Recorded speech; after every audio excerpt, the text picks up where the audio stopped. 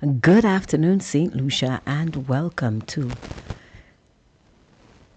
another edition of Hard Talk here on Fire 107.7 FM. I am your host, Angie, and today is Friday, the 9th of January 2026. And boy, do I have an update for you. So, before I begin, I would like to send a wonderful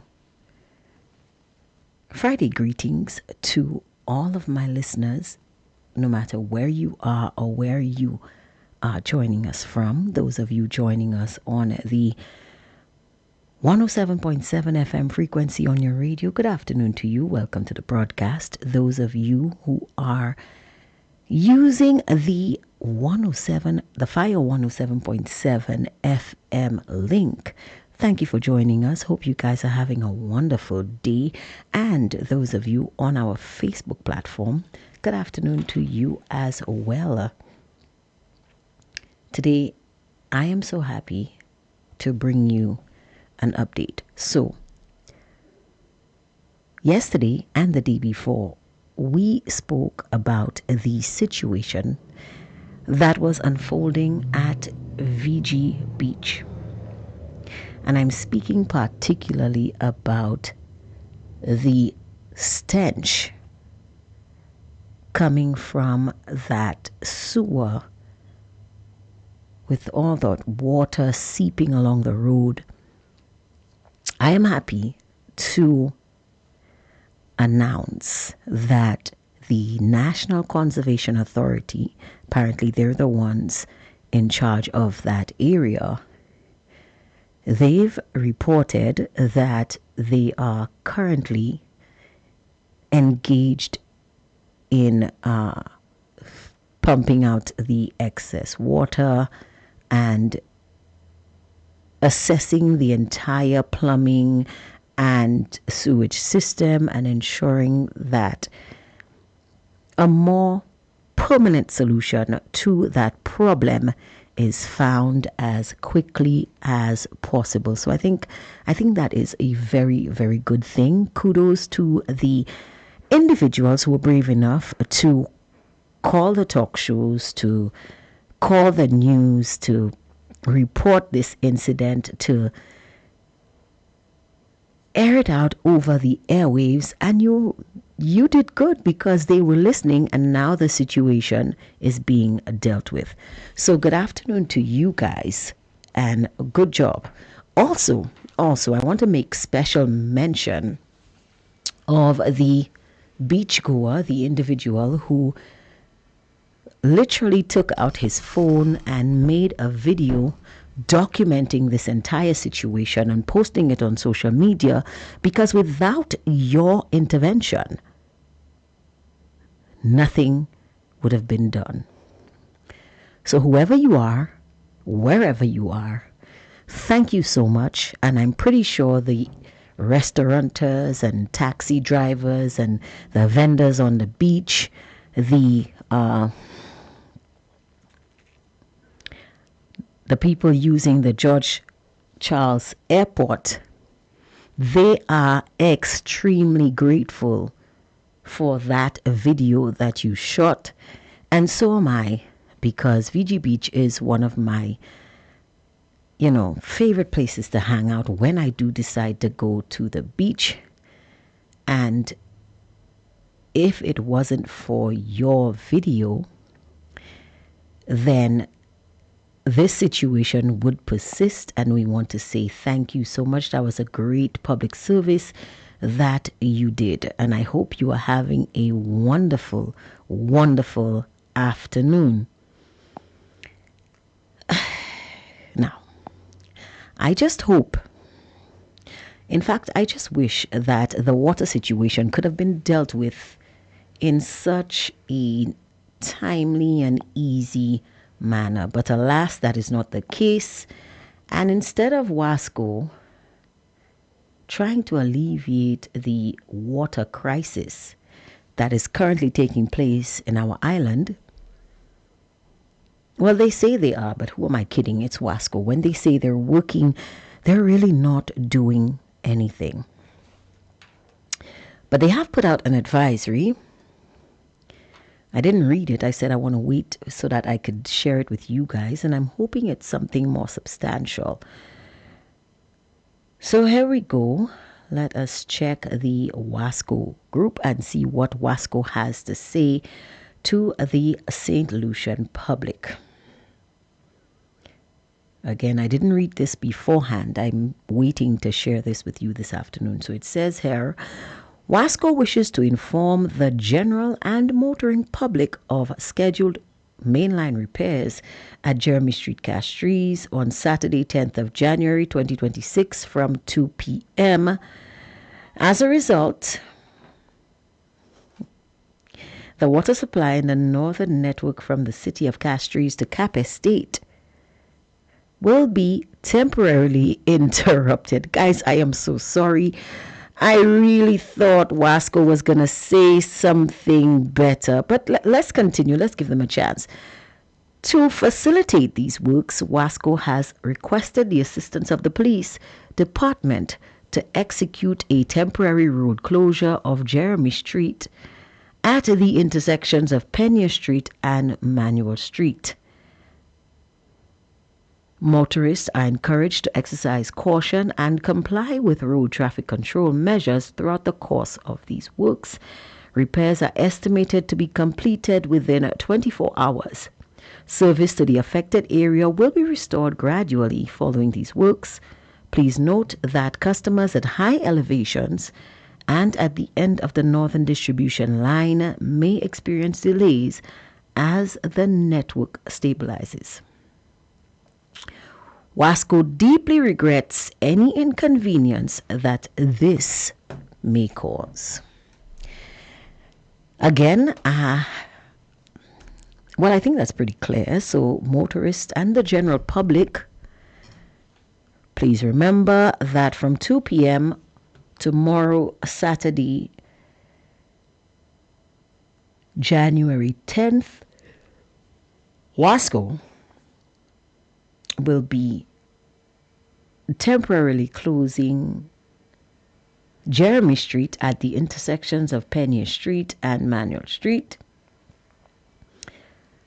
You're encouraged to exercise caution and comply with road traffic control measures throughout the course of these works, which are estimated to take a total of 24 hours. Now, Wasco usually says 24 hours, but guys, you know that it's going to be, prepare for it to take a lot longer than that, because when they say 24 hours, you know what they mean. 24 can turn into 48, 48 can turn into 52, and then before you know it, 196, and people, it's Wasco.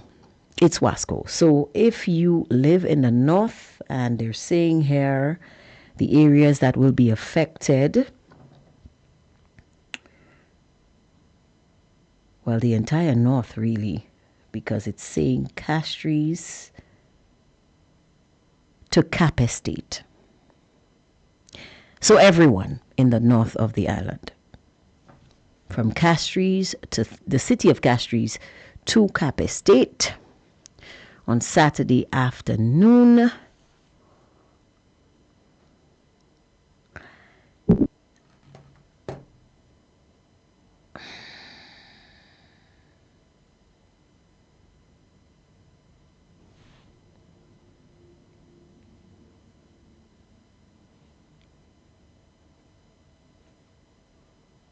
Hold on, I'm getting a message here. Somebody says we're having issues with the radio broadcast. I don't know if...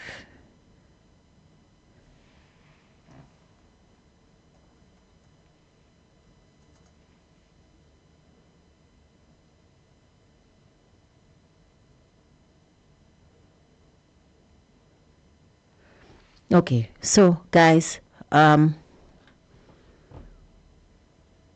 if you live in the north of the island, meaning from the city of Castries all the way up to Cap Estate,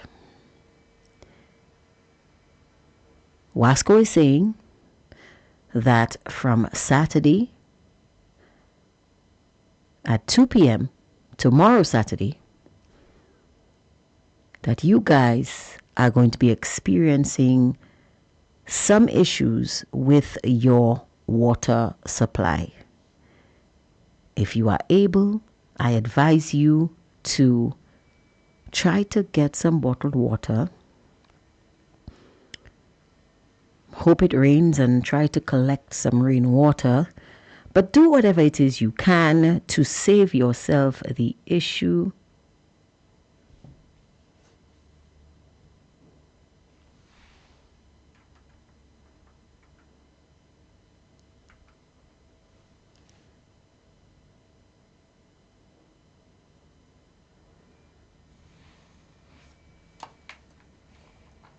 Just try to give me a moment, guys. I am trying to figure out what is going on here. People are saying that there is a problem with the radio. I don't know what could be the issue. Everything other than my voice should be turned off.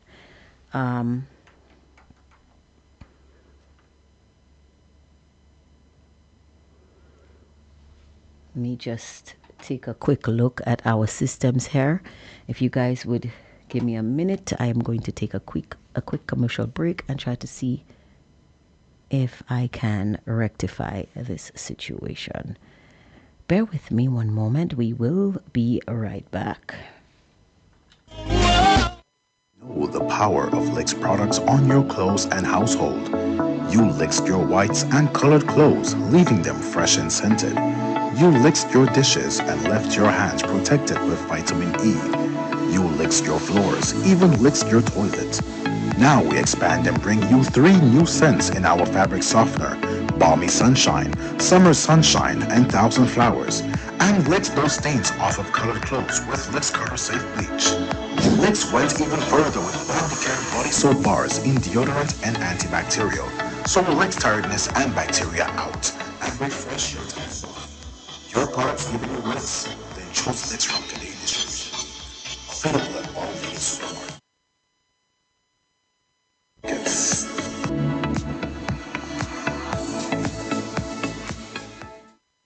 Okay, everything seems to be fine on my end.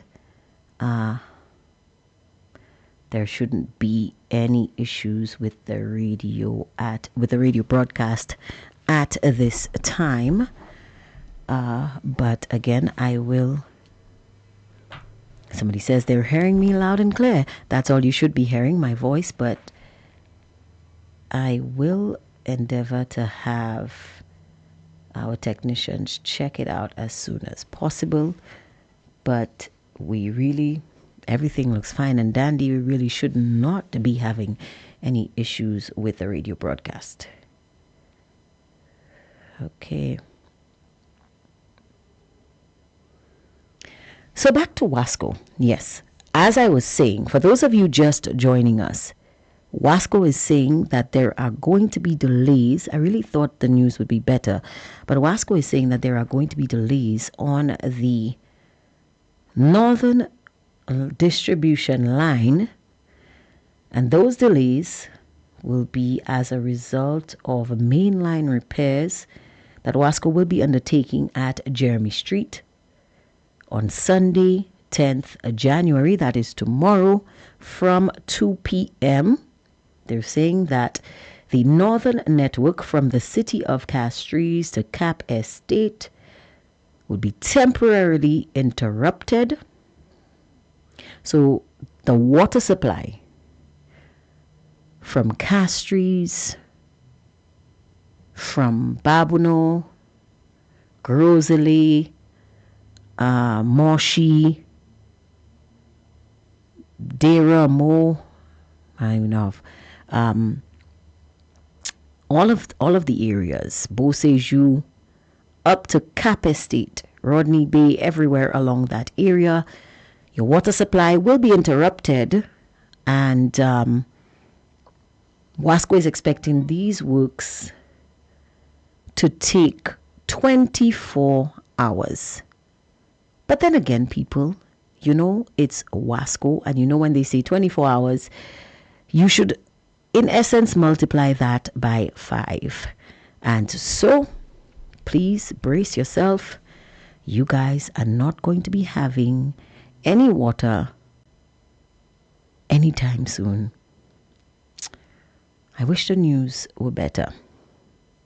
But on the bright side, like I said, the situation at VG Beach is currently being sorted out. The NCA has said that they are in the process of having pumping and mechanical works happening at that area, and also they are engaging consultants to assess the entire sewage line and to figure out how a more permanent solution to this problem can be achieved. Kudos again to the individuals who were brave enough to call the talk shows and the news, and to the individual who made that video and posted it onto social media. Thank you, because without that video alerting everyone to the situation, nobody would really understand what is going on. You did a very good job. Thank you so much for that. Now, we have some messages coming in as usual. Somebody says, till St. Lucian stand up for what is right, then people will keep fooling around with us. Somebody says, Angie, have you walked around any community in St. Lucia? The mood looks dreadful. Nada errand in nowhere. I was actually on a bus this morning, and I overheard two gentlemen speaking, lamenting really, the fact that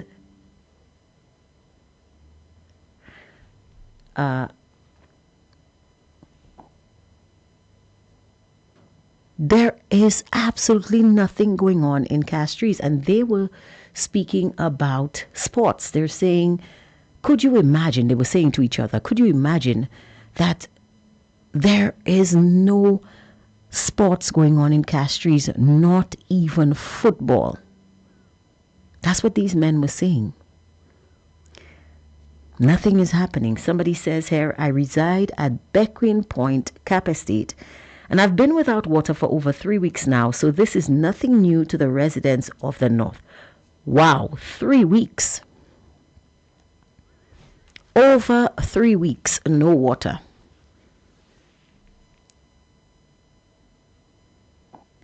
Wow. Well, so you are not alone, because the residents of Des Gazons, the residents of Piat, they've been without water for months. And this is totally unacceptable. Totally unacceptable. I don't know what is going on, but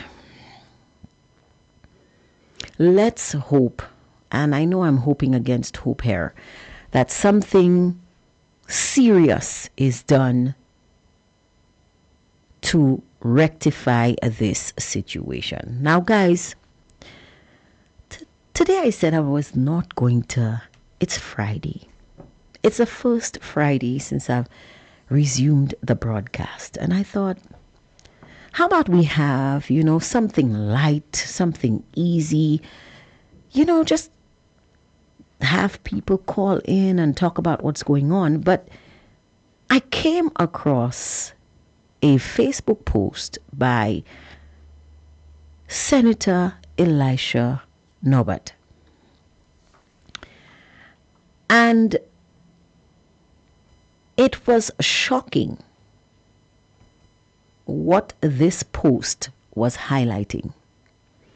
Absolutely shocking, guys. Just,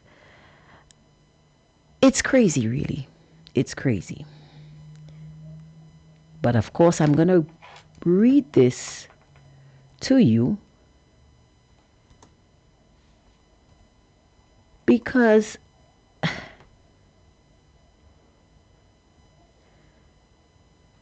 it's simply unbelievable. Simply unbelievable. So here is what this Facebook post says, and I quote, "It has been brought to my attention that several residents of Miku North are being approached by party operatives and confronted, accused, and chastised for allegedly not voting for the winning party. This raises a serious and troubling question. Why is this happening? Apparently, by their own internal polling, they expected to win Miku North by a margin exceeding 1,500 votes. In what they consider a stronghold, I was projected to receive no more than 30 votes. Instead, I received 83. As a result, there is now an active effort to identify the 53 individuals whom they claim promised to vote Labour but did not, with reports of threats and warnings that these persons will be punished. This behavior follows public statements made by constituency office staff who openly expressed the hope that individuals who did not support the ruling party would refrain from seeking assistance at the office. That message alone is deeply disturbing. As a consequence, families are now experiencing deliberate neglect and a cold shoulder from individuals whose duty it is to represent and serve all constituents, regardless of political affiliation. This is not representation, it is intimidation, it is bullying. While these same actors hypocritically ridicule and condemn authoritarian behavior by leaders abroad, they are engaging in conduct at home that is more repressive. This is a direct assault on democratic choice, political freedom, and the fundamental principle that public service must never be conditioned on party loyalty. It seems they won the match, but lost the beauty of the game." How strange is this, guys?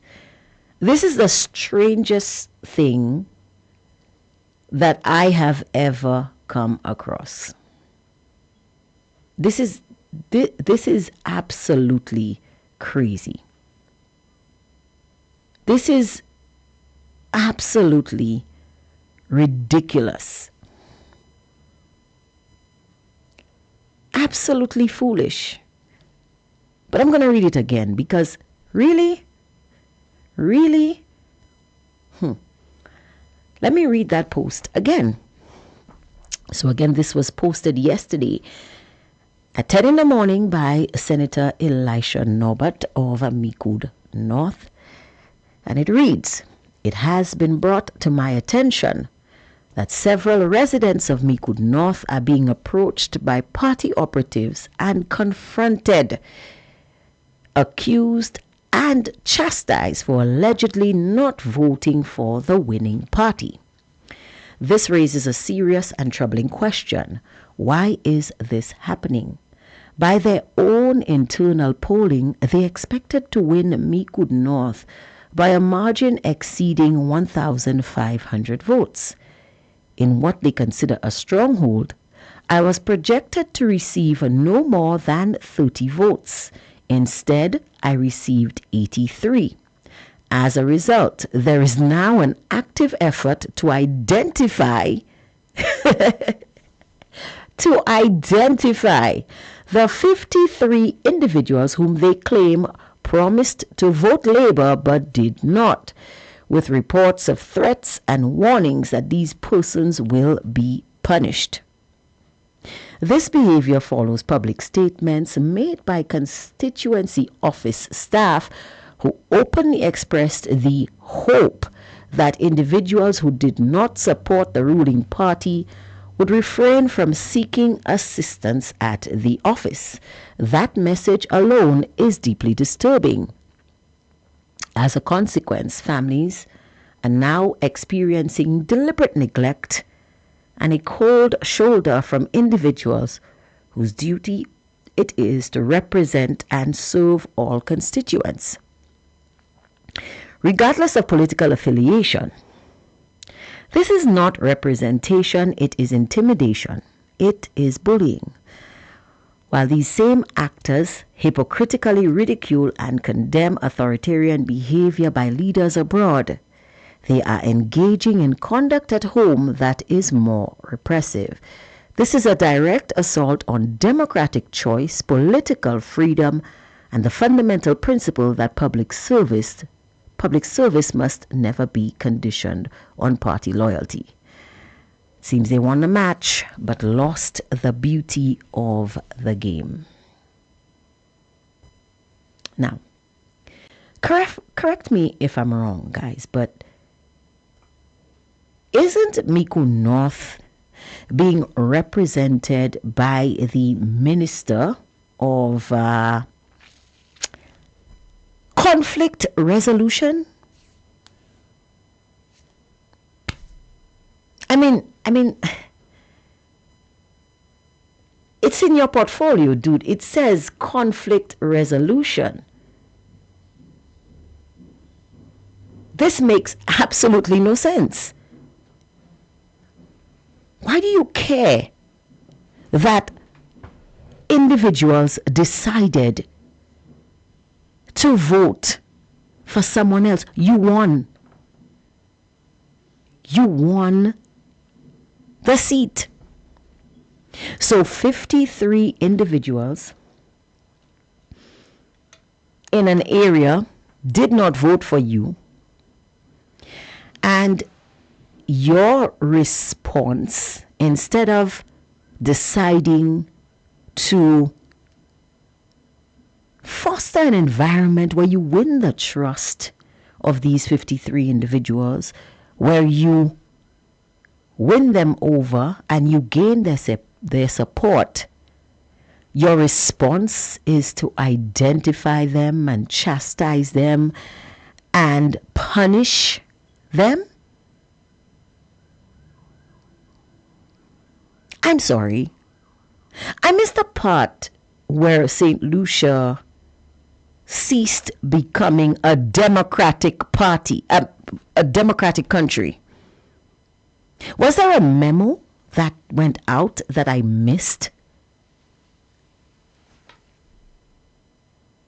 Or is there a deeper reason behind you being upset that these individuals chose not to support you? Is it that these individuals were given some sort of incentive to vote in your favor and then decided that you were not the right choice? Inquiring minds would like to know. Were these 53 individuals given some sort of grease palm? Is that what it's called? Were their palms greased? And then they decided, well, we're going to take your money and still vote you out. Is that what happened?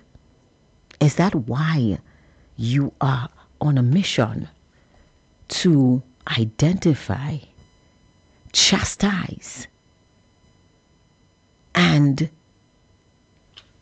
punish, because these are strong words, you punish your kids. Are the residents of Miku North the minister's kids now?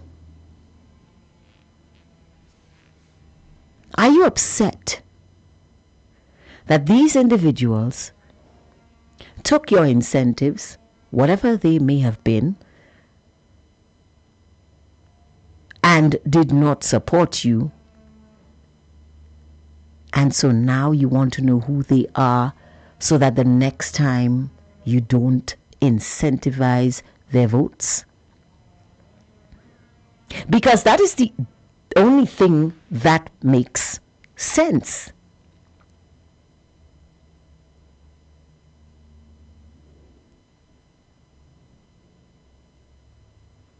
That is the only thing that makes sense. So when you did your canvassing, you must have said to these individuals, scratch my back and I will scratch yours. And they said, okay, scratch my back, I promise I will scratch yours. But you scratched and they didn't scratch back. Is that what it is, Mr. Minister?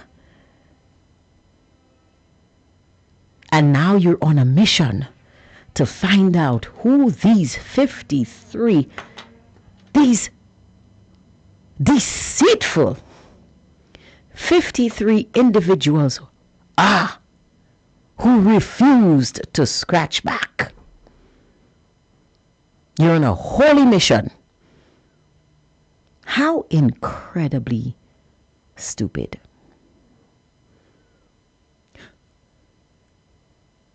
Just so you know, people, no minister owns your vote. They can try to convince you to support them.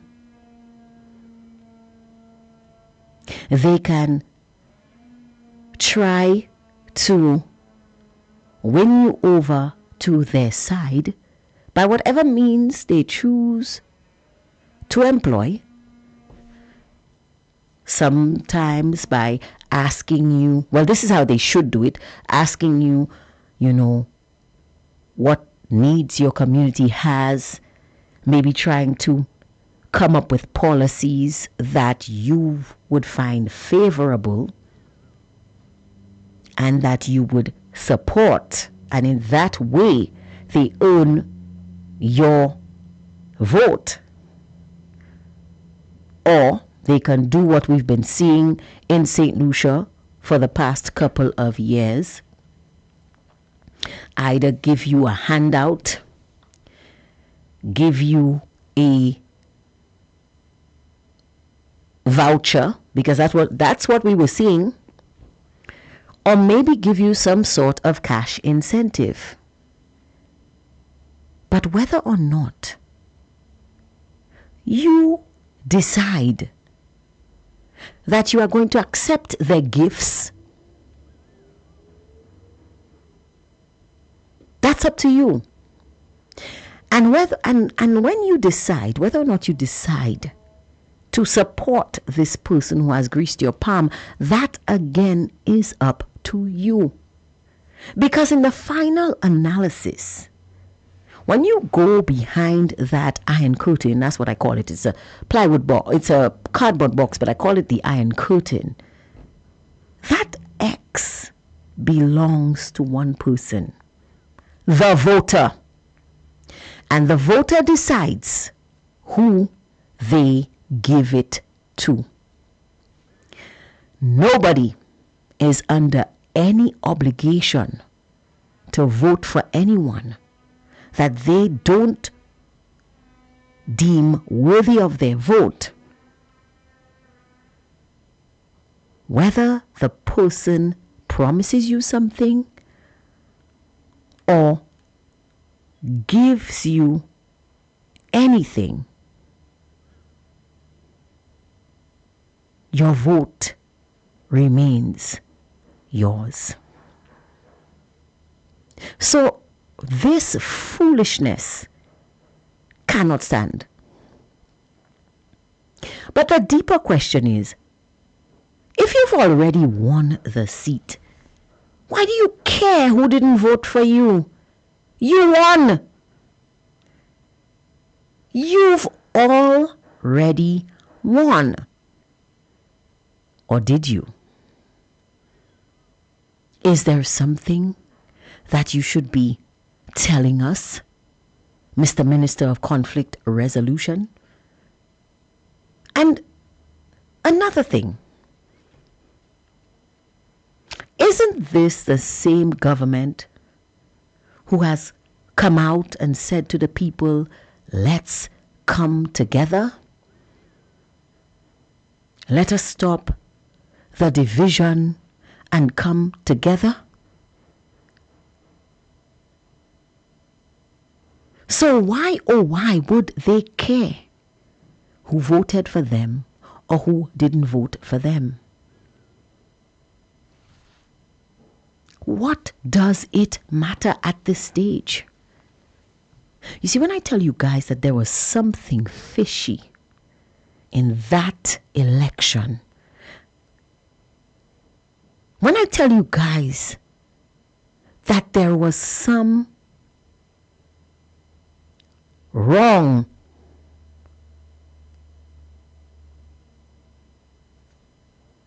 that took place on December 1st, there are many who might think that people are upset because they didn't win and so they are trying to stir up trouble. But you see the behavior. You see the behavior in these situations. Because if I went out there and I won fair and square, why do I care by how many votes I won? Didn't Virginia Albert win by a handful of votes?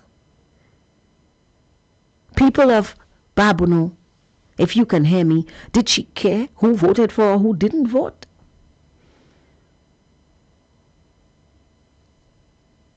What do you care? A win is a win.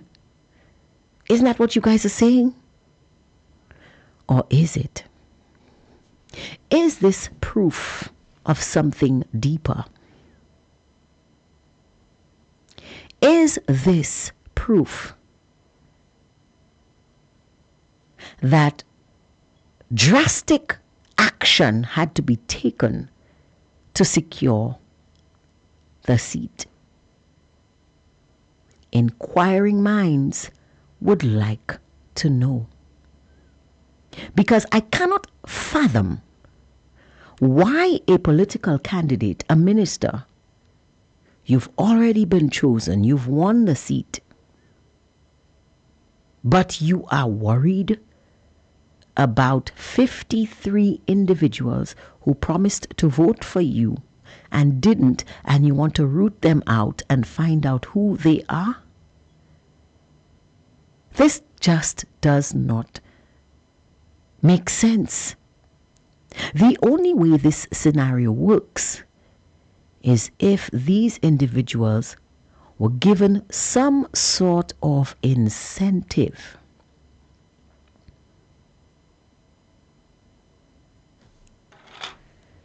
In order to secure your support.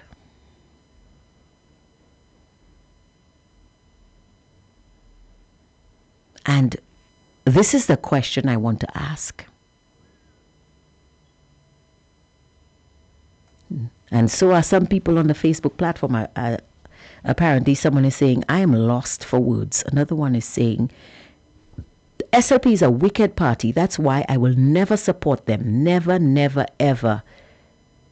Our democratic right is to vote any party of your choice. Another one says, exactly, this makes no sense. The devil at work in St. Lucia, shaking my head. Somebody says, how would they know who voted Labour? This is fishy. Someone else is saying, I am not surprised with the Labour Party. Another is saying, this is exactly what it is, because the day after election, he passed around thanking the people of Mico North. Jeremiah mentioned each and every name. But with Elisha, he passed and thanked each and every one. Somebody says, Jeremiah knows very well he didn't win. Another one is saying, because they are wicked. And then, exactly, they more arara than flubbos. Somebody says, Angie, if what you read is true, this is a big joke and disrespect to these people who have their right to vote for the candidate of their choice. They must stand for their rights.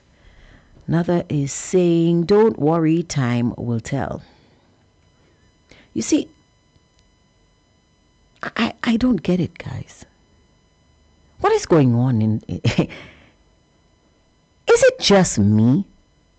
Am I freaking out here? Is this no? I don't remember any of this happening in any past election. Am I too young to remember? Wasn't I paying attention? I just don't understand. Are you holding these people hostage? What sort of petty foolishness is this? When did this become our democratic process? And that is what the Deputy Prime Minister is saying, that we should not question, that we should trust the process. I am so confused right now, because I have always been taught that your vote belongs to you, and whoever you choose to vote for is entirely up to you. So why would you care after you have already won the seat? You've won the seat. You've thanked everyone.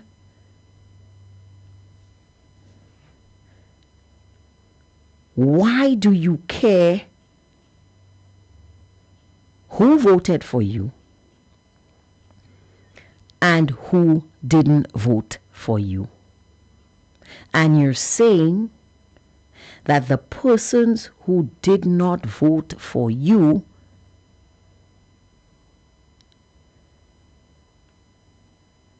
are not going to be receiving services from your constituency office?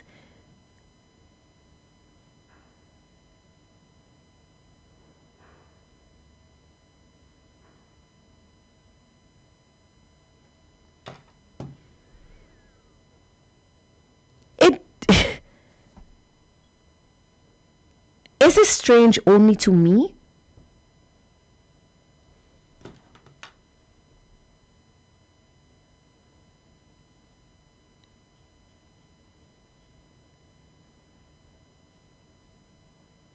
Am I the only one that believes that there is something seriously wrong with this?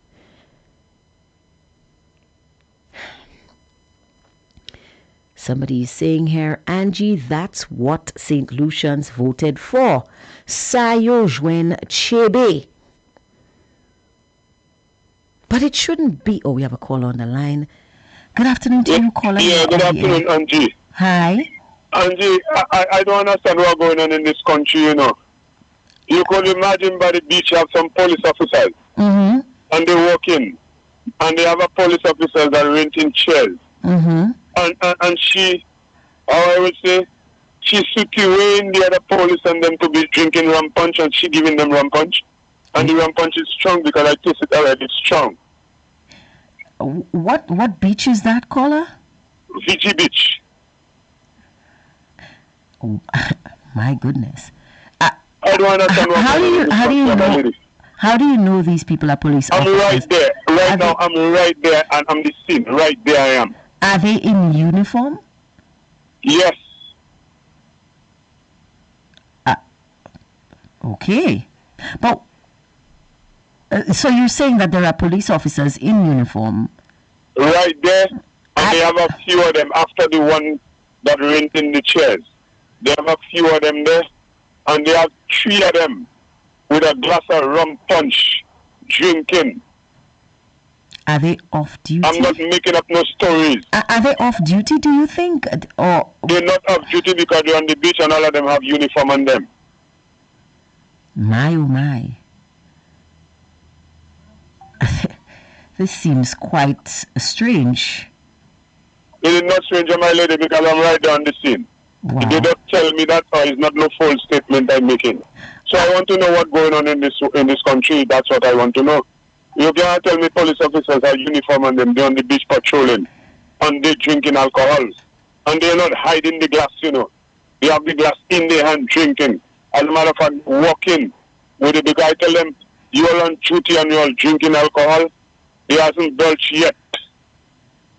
What? And they have senior police officers there with them. So when you confronted them, what was their response? Could you repeat that? Nobody don't respond. Nobody don't say a word. Wow. Wow.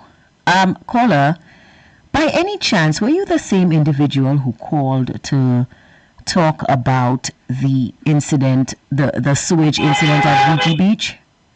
Yes. Okay. I want to ask you a question because the NCA have stated that they have begun working on it. Is that true? Say that again. What was the question? The NCA, they've put out a statement saying that they are currently pumping, working on that sewage thing. They're pumping it and trying to fix it. Has any work been done on that? Yes. And what is the situation right now? Is it? I'm gonna call you back. Okay. Thank you very much, caller.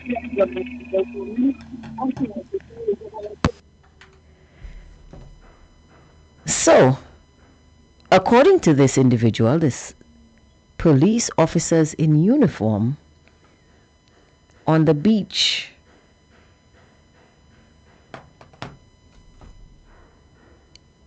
imbibing alcoholic beverages. Now, if it is that these police officers are off duty, they're off the clock, and they are having a little bit of downtime, I don't think that we can object. But if it is that these individuals are still on the clock and are out in public drinking alcohol,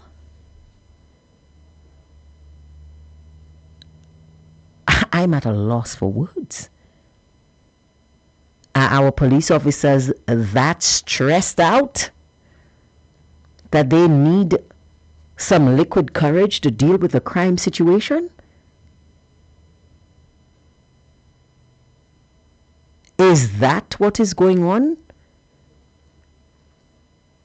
I will reserve judgment on this issue or on this matter because, again, we don't really know what is going on. It could be, and I am not making excuses because sometimes when you try to be the devil's advocate and be fair, people think that you're making excuses. Don't get me wrong. I am not making any excuses for any public servant who indulges in behavior that is untoward. But if it is, and we know that police officers operate on a shift system, if it is that these officers are off the clock and maybe just taking a break on their way home, then we cannot object.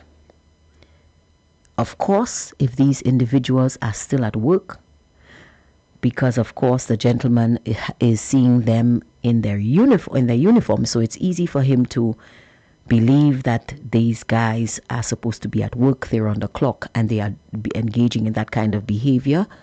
But without more information, I don't think we can judge the conduct of these individuals. So we're going to reserve judgment on that situation for now. Let us let's turn our attention to the Facebook platform. The WhatsApp platform seems to be very quiet today. I think they're just holding their collective breath. Somebody says, "Hi Angie, enjoyable rest of the day to you. Thank you for your program, for letting out these reports. It's working." It is, because the work is being done. Somebody says, "Angie, everything that happened in the dark will be in the light, and they know they did not win." People are saying, "Take a picture, caller." St. Lucia, finish. My, to be honest, I'm not surprised. Somebody says, "The question we must ask, why did UWP lose so badly?" Well, I don't think that is a question we should ask in this case. Namely because you're telling me that the election is done, that we now, the Prime Minister's words, not mine, we now need to come together because the recurring theme from last year for everything is Duva Assam, right? The Prime Minister said we must come together, we must put this animosity aside, but then you have people on the ground in these constituencies going around and harassing people for exercising the freedom of their democratic choice. That is foolishness. And that gives me more incentive to believe that there was massive election fraud in this past election. I'm sorry. They are simply just mounting up the evidence, in my view. In response to that statement, somebody's saying the evil work for SLP, that's it. Wow. Somebody says, even if they are off the clock, they need to respect the uniform. And I agree. You need to respect the office, because a police officer does not represent a single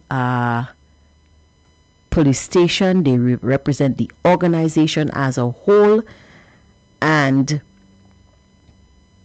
I agree with that. Even if you are off the clock, please respect the uniform and the organization. Somebody says, well, the government is in power, who cares, let's get it on. Exactly. Why do you care who didn't vote for you? I don't get it. Somebody says, blessings to you. Not everyone have what it takes to speak about things that are in line with reality.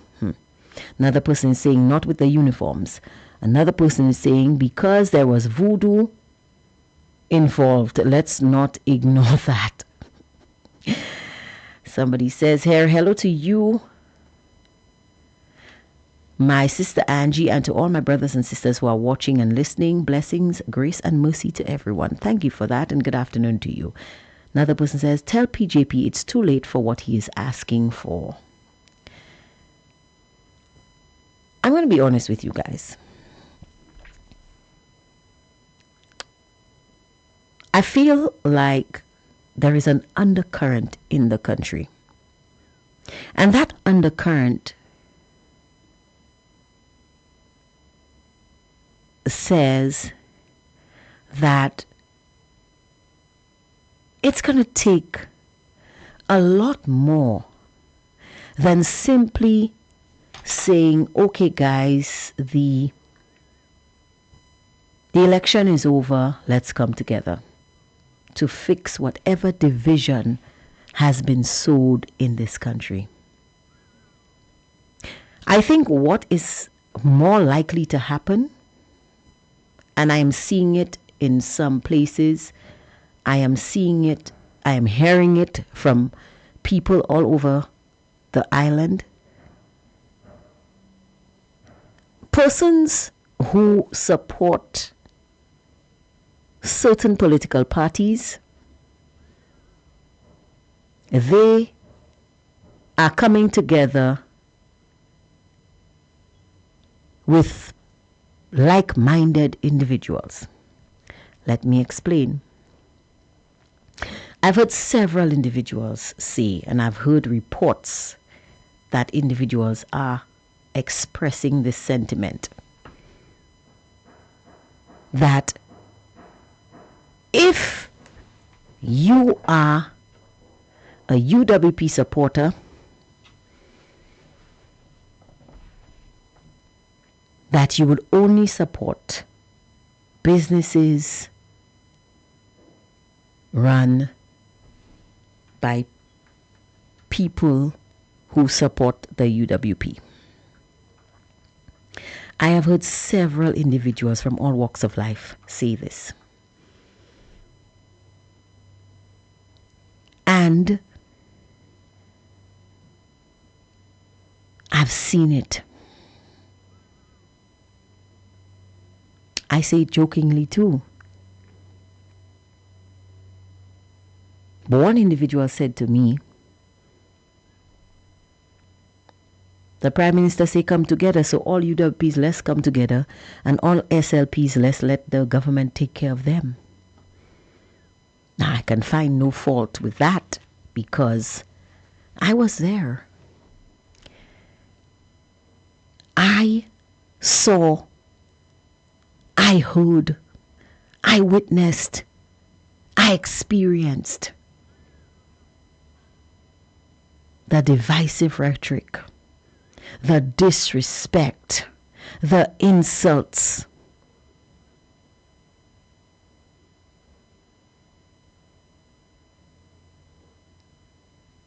I saw it. I experienced it. Neighbor turning against neighbor. Friend turning against friend. Brother turning against brother. Sister turning against sister. I spoke to a very close friend of mine, childhood friend. We've known each other all our lives. We grew up together, we went to school together, we've stayed friends throughout the years. And when I was speaking to that individual about the situation that took place between myself and the Deputy Prime Minister, this individual literally said to me, I know that this man crossed the line. I have a call on the line. Hold on. Good afternoon, caller. You are on the air. Good afternoon, and me again because I was getting a little disappointed. Because I was attending to some people. Okay. And you could imagine the guys and them have a cooler there where they're selling the piton for the tourists. Mm-hmm. You know, them same police officers stopped them yesterday and want to take the cooler away from them. Wow. The police officer and they be drinking alcohol and they have uniform on them. That is quite disturbing, caller. But and they're not hiding, Angie. They're not hiding. Don't you think that maybe they are off duty? Wouldn't that make more sense? Hello, Angie is the beach rangers, Angie. Oh, the beach rangers. They have police come and flash on them. Okay, because I thought it was officers from the Royal St. Lucia Police Force. I was trying to figure out. And you said that there are senior police officers in the mix? They are senior police officers that's on top the four-wheeler. They have another one again, I know him for sure. He's either in the commercial uniform. Wow. He's my friend, I know him very well, and he was present. Caller, I'm going to have to ask you to take a video or a picture of this situation, and you can forward it to us on our WhatsApp platform using the same number that you are calling us with. Can you do that for me, please? Well, all you have to message me and then I will send it. I can't see you're calling on the landline, but it is the same number, caller, the same number that you are calling. Just don't worry. I will hear the same number I call in. Yes. Don't worry, I get it because I had the app on. Because I changed phone, it come out, so I'll put it back. Okay, thank you so much, caller. And as soon as I do that, I will get back in touch with you. Thank you very much for that. You're most welcome. You talk about this sewage thing right now, they're working on it already? Yes, that's what I was asking you, because they put out a statement, so I wanted to know if they were actually doing the work. But thank you for that. And don't hesitate, caller, to let the public know what is going on, because we have to be very vigilant. So thank you so much, and I want to thank you for what you've been doing. It's my country, I want to see good fight. I agree. They can't be paying people to do the duty, and when they finish, they done foolishness. And them same guys, yesterday the people were selling one or two little potato for the people, and them they tell them they want to take the cooler under them. They want to take the cooler and tell them they can't sell. They can't sell potato there. Them same rangers, and today all they're drinking rum punch.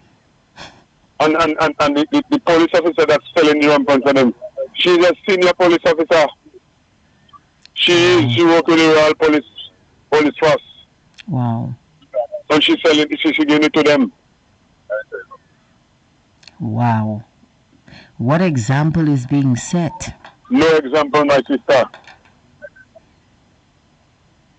That simply shouldn't be. Thank you so much for letting us know. And keep You're vigilant. welcome. Keep vigilant, caller. All right. Thank you so much. Don't forget to send us that photo. I will try and get it.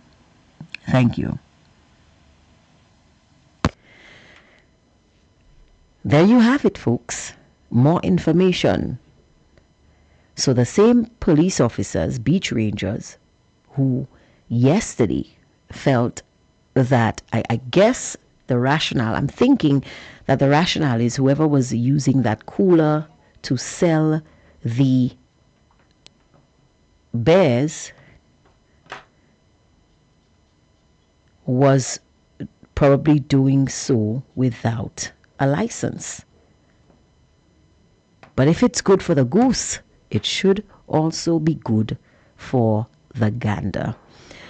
I'm turning my attention back to the Facebook platform. It's somebody saying St. Lucians cannot practice voodoo. You would be surprised.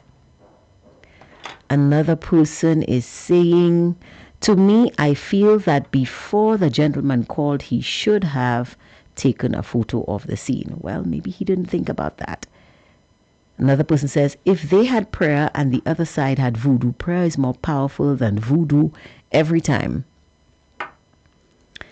Okay.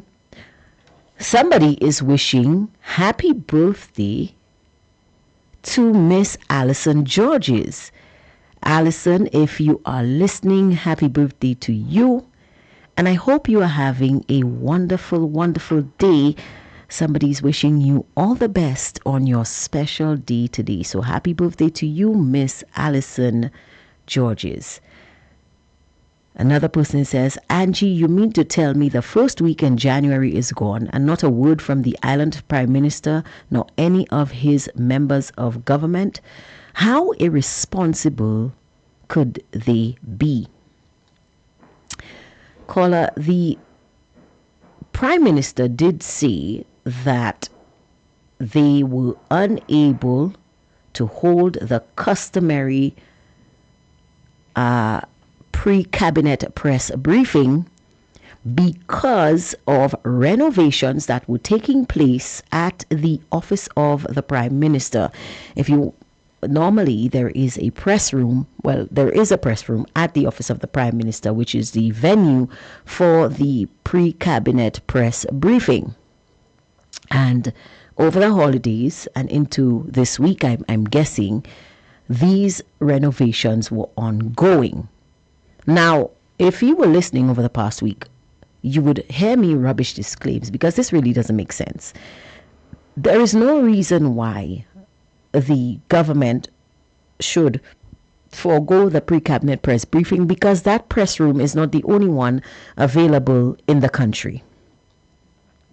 Every single government ministry is equipped with a conference room that can easily accommodate the members of the press who normally attend these briefings. You have one person or two people from every media house.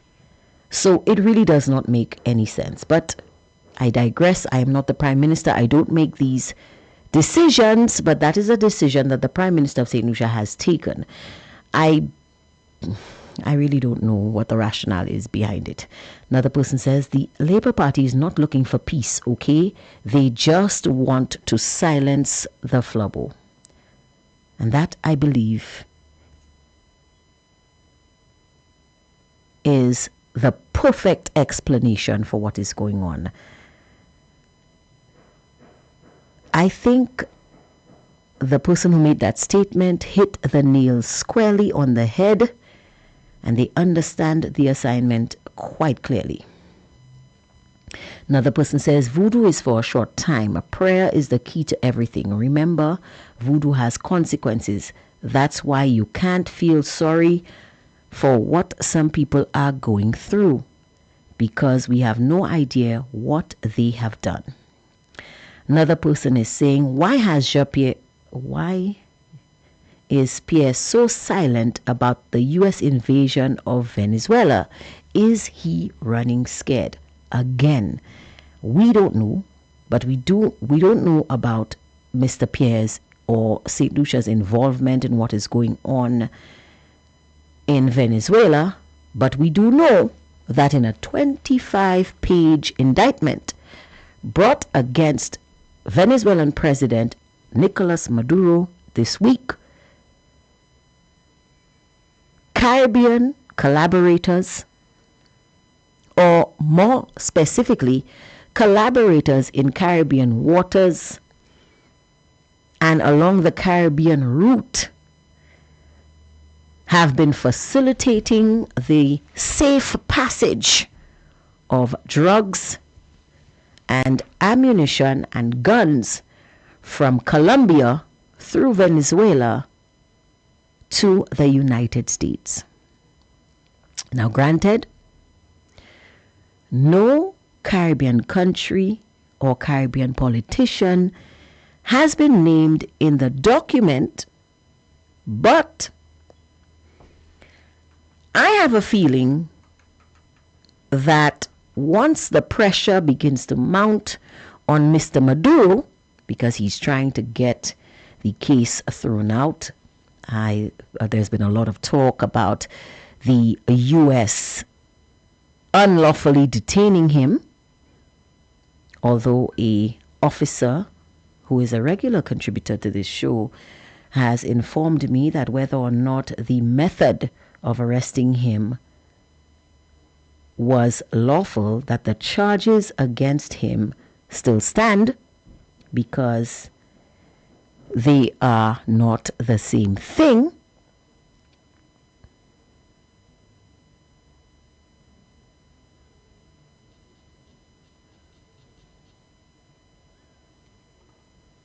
But let's see what is going on, what is going to happen. And I'm not hoping, let's be honest, I have a feeling that there is way more information on those Caribbean collaborators to come. Back on the Facebook platform, somebody is saying because PJP and his ministers planted the seeds of hatred and it is growing.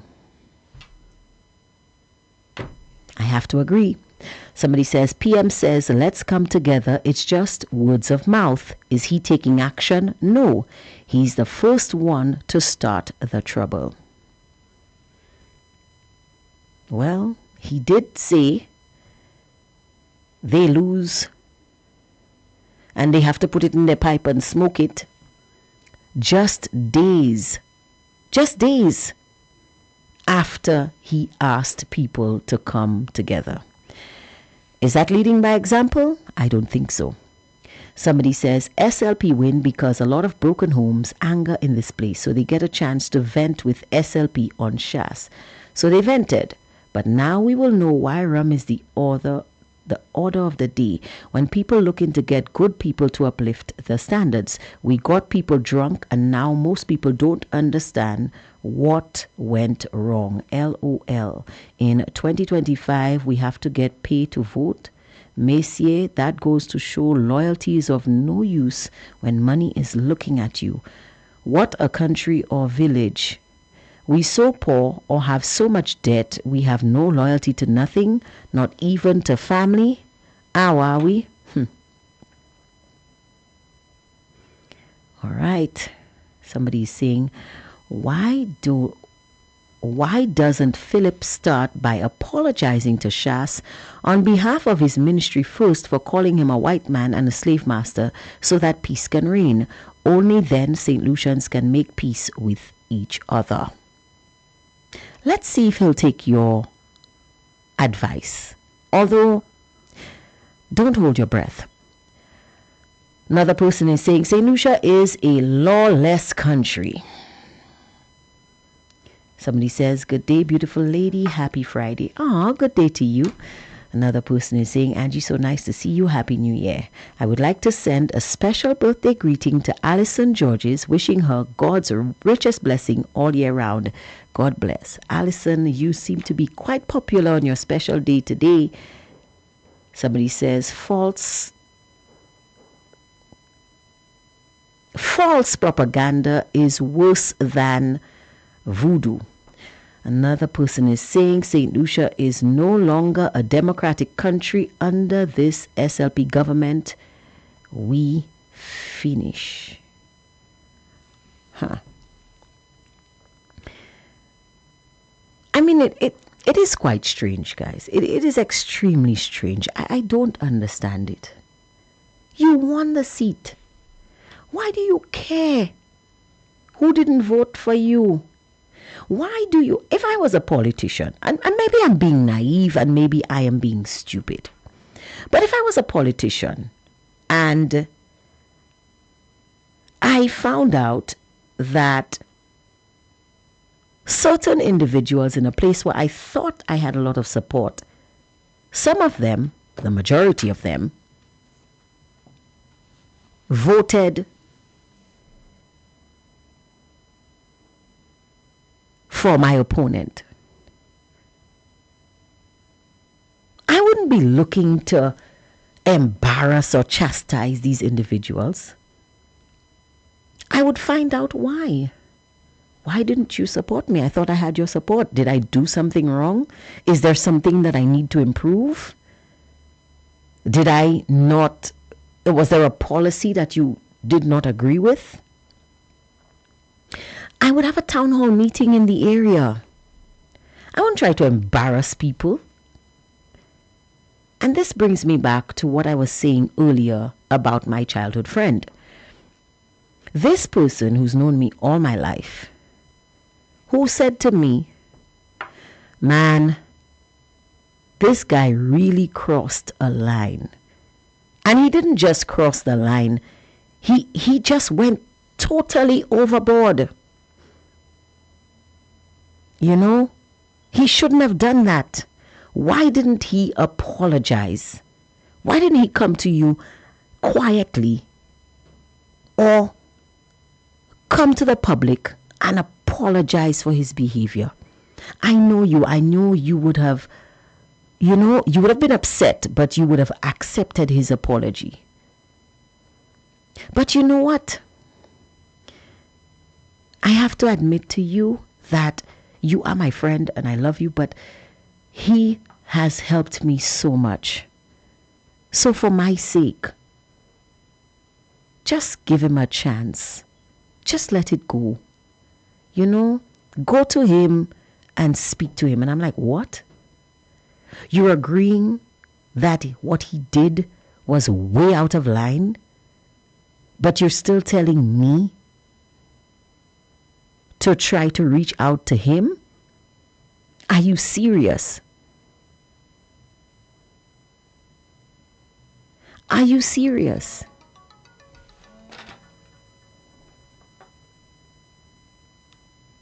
Could you imagine? My friend is saying that to me. And I had to say no. No, in this case, I cannot do that.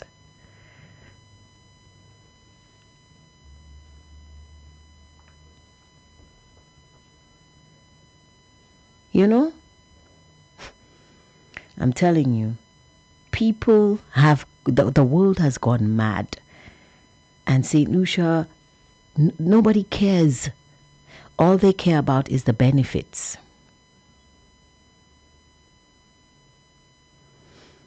All they care about is the benefits. And I have to wonder, when did it become a situation where instead of a government providing the people with an enabling environment for them to thrive,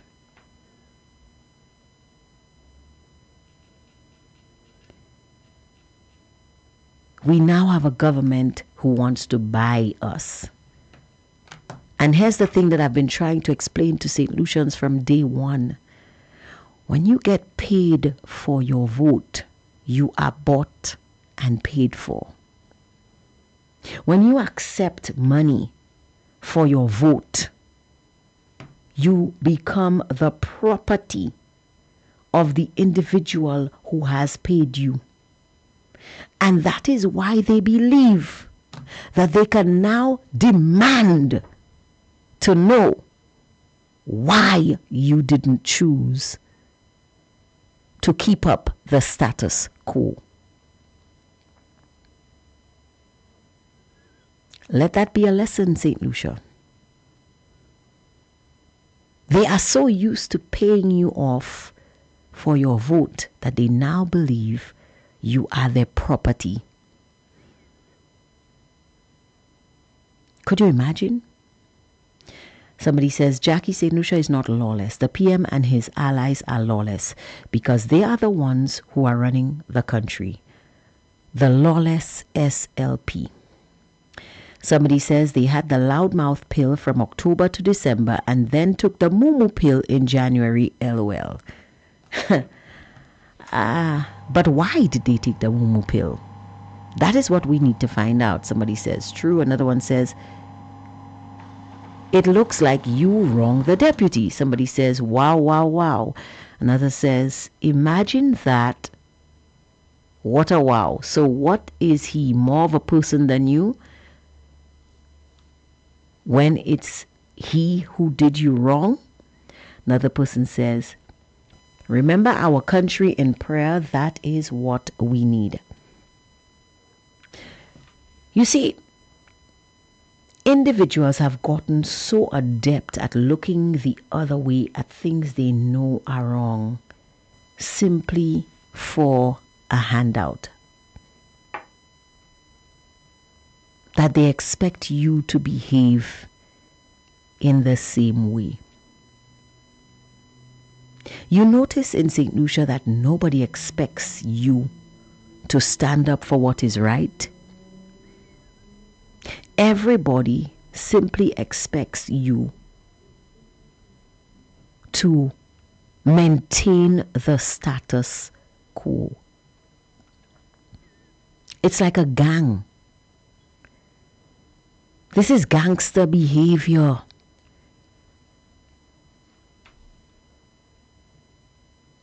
This is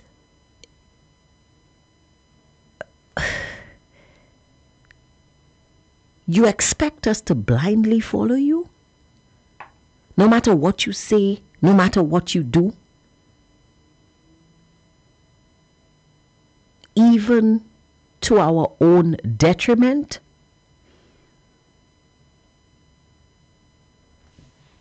My friend is literally saying to me, just Let it go. For my sake. And I had to remind this individual, after everything, because you must understand, St. Lucia, that not only did this gentleman physically assault me, he verbally assaulted me, and then he insulted my intelligence, and he disrespected me, not in public, not in private, in public, on the news, on social media.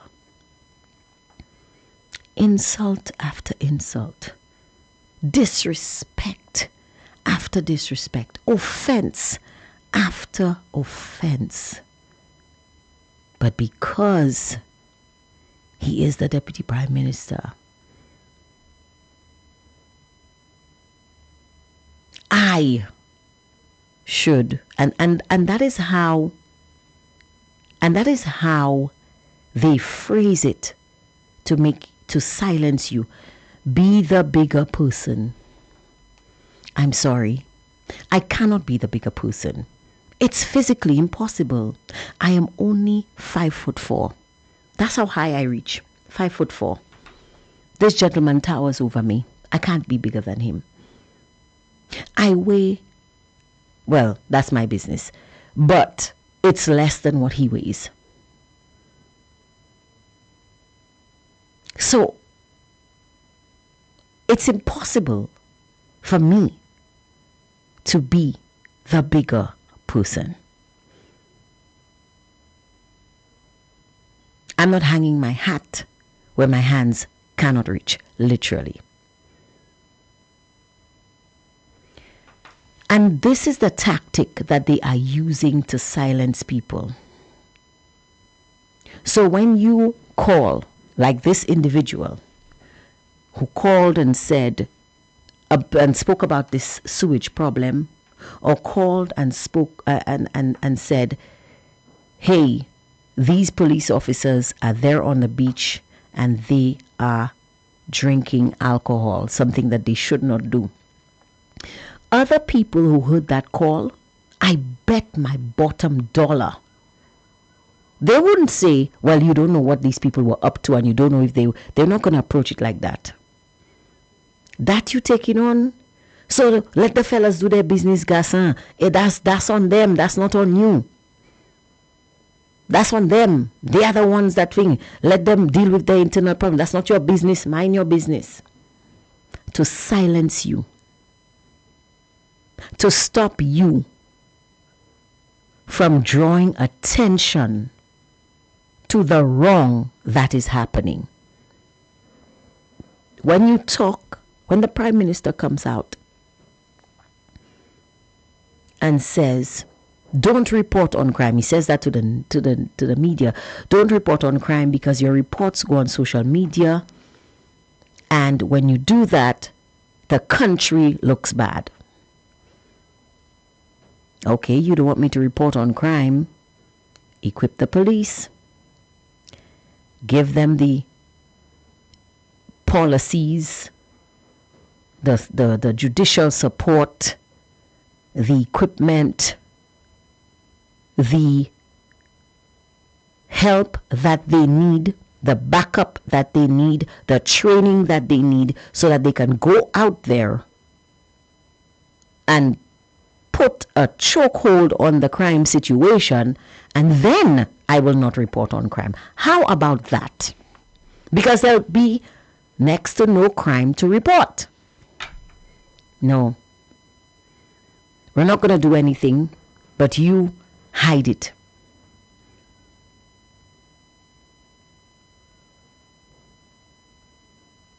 That is what they tell you.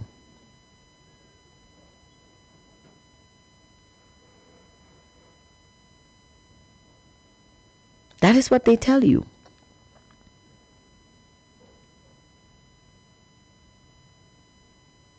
When the Deputy Prime Minister comes out and says, oh, we should not You in the media, you should rubbish claims that there is election fraud. We cannot question our democratic process, because if we do that, then everything falls apart. And you, when you hear people say that, you should tell them that is not true. You have a part to play. No, I don't. If you want people to be sure that there was no election fraud,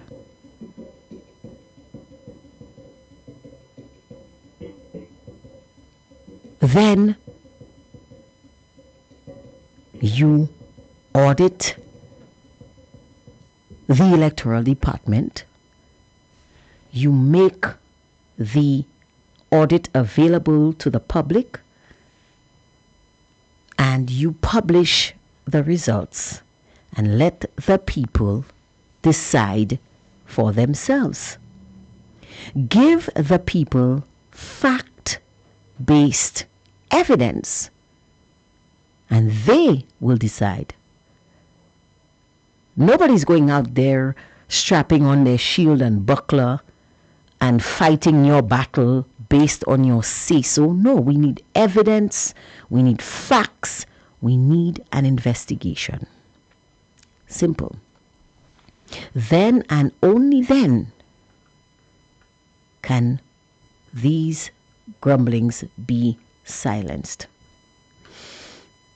Now, we missed a call on the WhatsApp platform. If you are listening, feel free to call again. Meanwhile, on the Facebook, here we go. Wow. Good afternoon to you, caller. You are on the air. Good afternoon, Angie. How are you, my friend? I am good. How are you doing?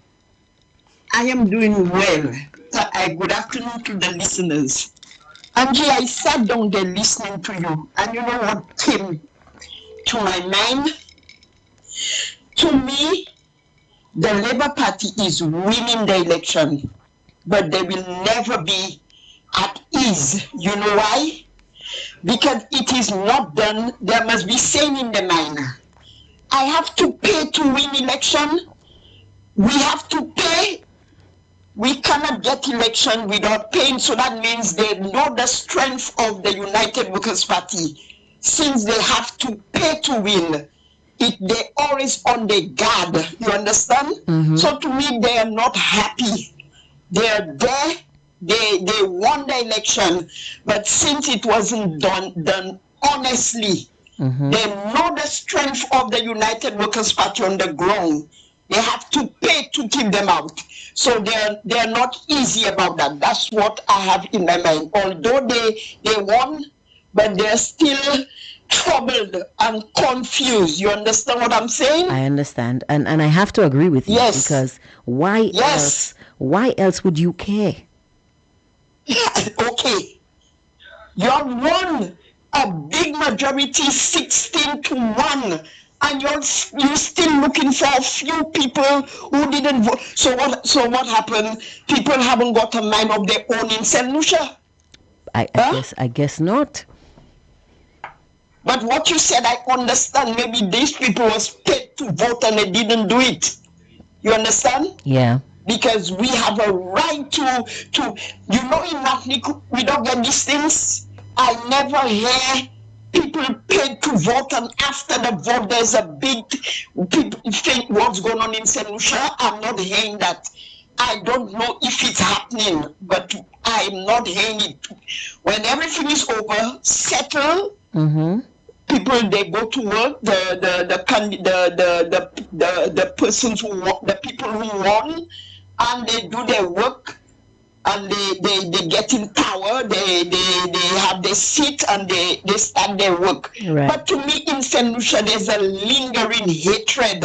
There's something that cannot be erased. The people are not happy. They are not contented with the elections. You understand? And there's something I cannot understand. But that wasn't there before. It simply doesn't make any sense. And I agree with you that there is some sort of strange happenings going on. Because here's the thing. You won. You won by what you call a historic margin. Yes. You increased Yes. your margin. So why are you Yes. upset? Anyway, we have a caller Just on. tell the people. We have a call on the other Pardon? line. We're getting a call on the other line. Thank you for that contribution, caller. Alibi. Yeah. Good afternoon to you, caller. You are on the air. Good afternoon, Angie. Listening on the radio from my vehicle, and I'm not listening. No clarity. 107.7 FM. Mm-hmm. I cannot pick it up. I'm just getting noise. I don't know what's going on. I'm gonna have to check it out because people are saying that, but I everything is fine on my end. So I'm gonna have to. The last time we had that situation, we had an outage. I don't know if that is the situation again. Also, maybe that's what's going on. Well, Yeah. I wanted to report it to you. So, what's the topic today so that I can make my contribution? Well, very interestingly, a post was made on Facebook by Senator Elisha Norbert stating that there was a stronghold in Miku North where he got 53 more votes than the SLP expected him to get. And so now there are individuals on the ground approaching people and trying to find out who were those 53 individuals who did not vote for the SLP, because apparently they want to chastise and punish these individuals. And to me, that makes absolutely no sense. I saw the post by Elisha Norbert. I did. And he was quite clear and straightforward about his what he was stating. Mm-hmm. And I need to make this abundantly clear. I am not the Prime Minister of St. Lucia, but I am a voter, and I am a citizen of this country. Mm-hmm. And Angie, if you notice, I am quarreling today. I notice you're very calm. I'm calm today, okay? Usually I am calm. I've just been getting vexed every time. Mm-hmm. You understand? I'm listening to a program and all the nonsense is going on. I'm seeing the crap in my eyes. Anyway, I'm a citizen of St. Lucia. I'm a voter. Let me make this abundantly clear to St. Lucians that we have a right to vote wherever, for whomever, and whichever party we choose to vote for. When I say wherever, I don't mean wherever as in any poll, but you mean the wherever, party? whichever party we choose to vote for, and whomever representative we choose to vote for. It is not the business of anyone where we cast our vote. It is not their business. There is no way they can find out who those 53 people are. They're actively searching for these individuals in the community. That is what I cannot understand. Let them search. Let them search. They have work to do. They ain't seen all the crises that we have in St. Lucia with reference to the bush, the killings, the accidents, the people's vehicles falling in trenches. Mm-hmm. Apparently not. They're not seeing the high cost of living when the price of fuel went down 2 years ago and we still have paying high prices for fuel and goods and all the high taxes that we're paying for, and we're not getting anything. The shortages of sugar, they're not seeing it, the water. They're not checking on Wasco. Angie, the 53 people who voted for Elisha Norbert, kudos to you. Kudos. You deserve it. You deserve it. Thank you very much for that, Cleo. Hope you're having a wonderful day. Thank you, Angie. I am. You too. Enjoy your evening. Thank you. Bye-bye. Well, I mean, it is the people's purview whether or not you pay them or you incentivize them. If they choose to vote for you, they will. If they don't choose to vote for you, well, you lost your investment. I don't see why. But you won the day. Man, somebody says, gee, he is hurting himself. Very ignorant. What God has created you to do, no man can't erase that. He can go up and down. He is weak. Let God finish the good work that he has created to be. Let them know God is your DNA. Amen. Well, excuse me.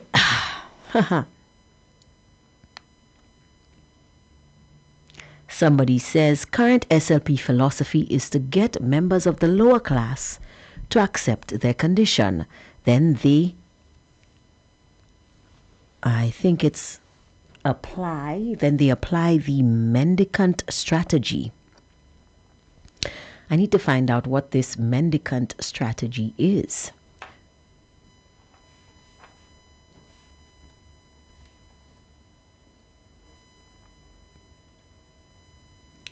Give me a minute.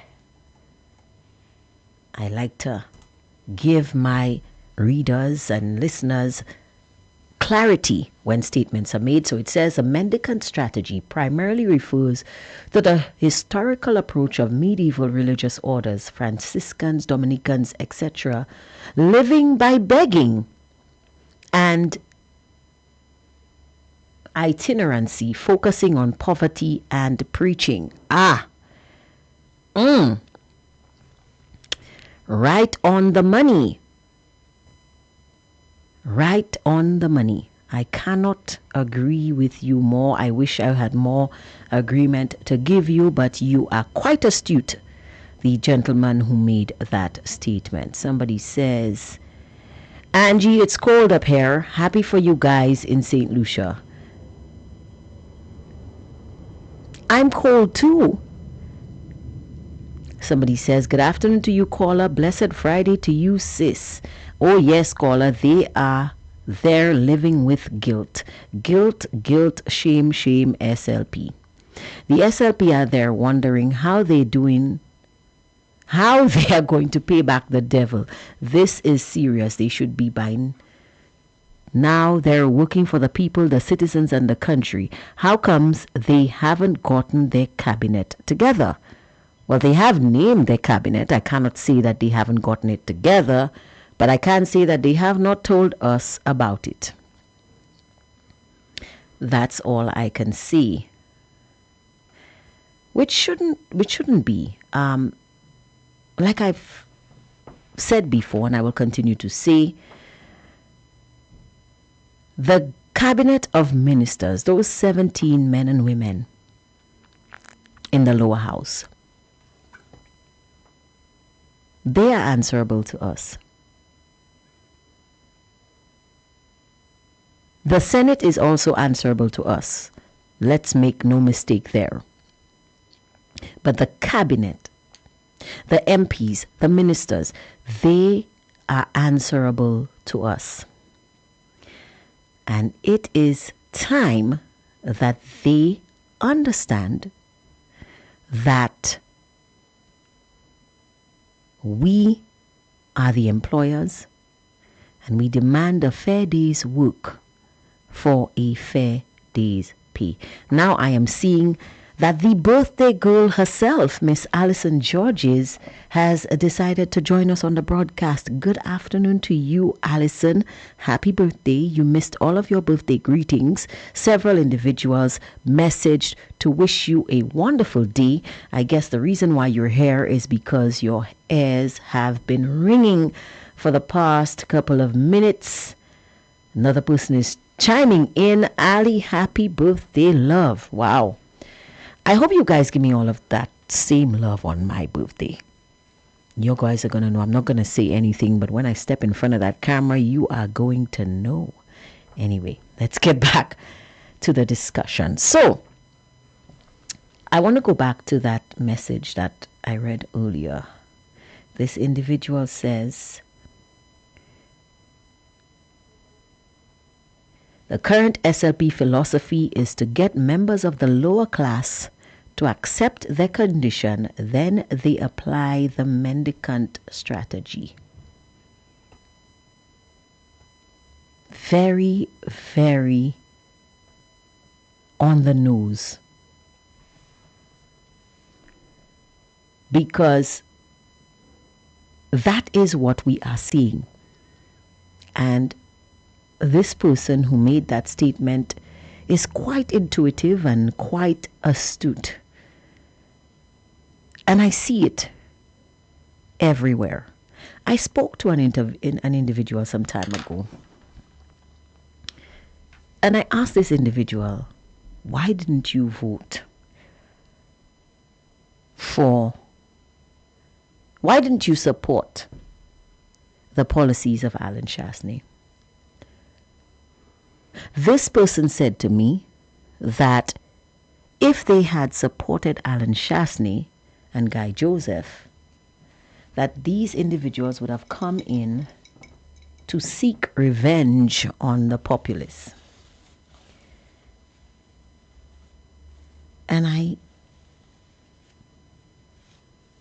was very taken aback, and I asked, revenge for what? And the individual said, but didn't you hear it was being said? I saw the videos on my phone.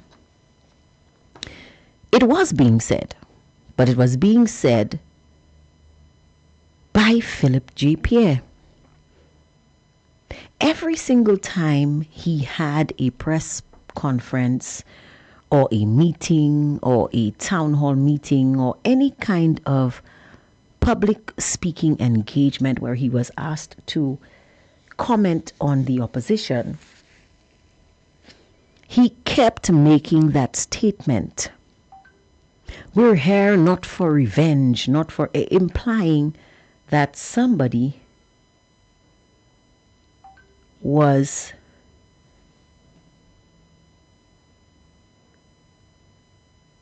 attempting to take revenge on the public or on the citizenry. Very subtly, almost subliminally.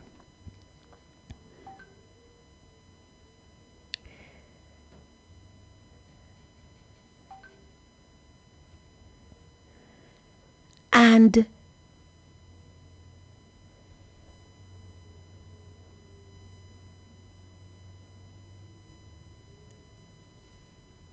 it's almost like they were working on the psyche of the people. You know what I mean? So the individual made another statement.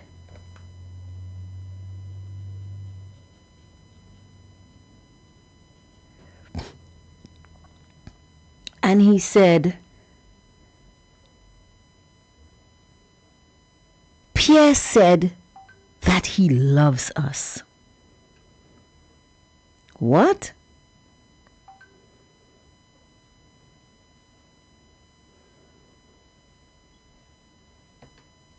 Love?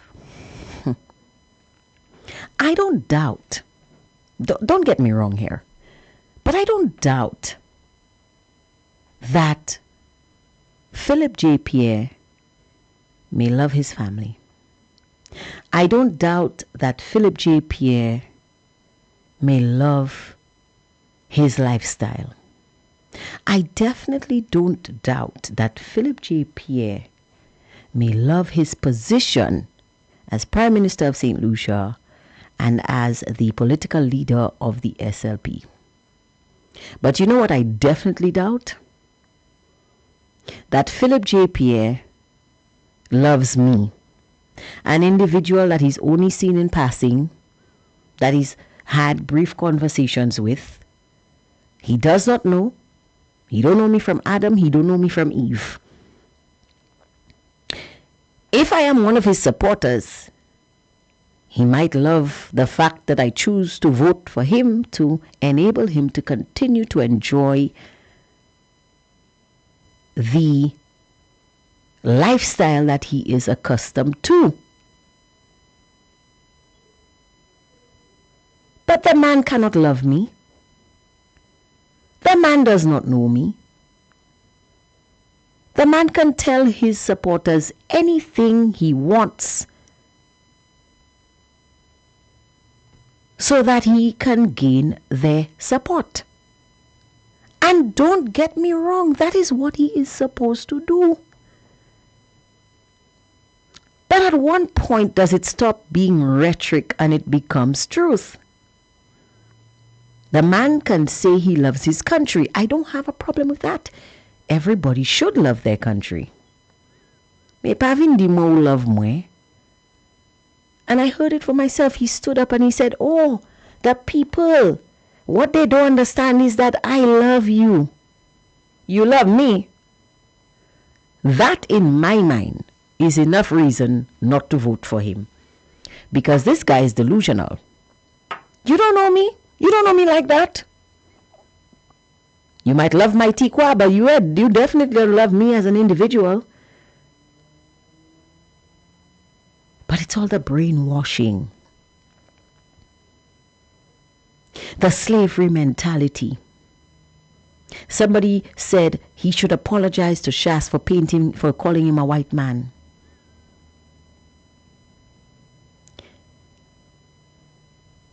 And ignoring all those racial epithets and racial comments and racial rhetoric, divisive rhetoric that was being thrown around. Let me explain something to St. Lucians, because they don't seem to understand. And when I say next is going to shock a lot of people, but it is the absolute truth, and I will give you evidence to support what I am saying. Slavery is not a white construct.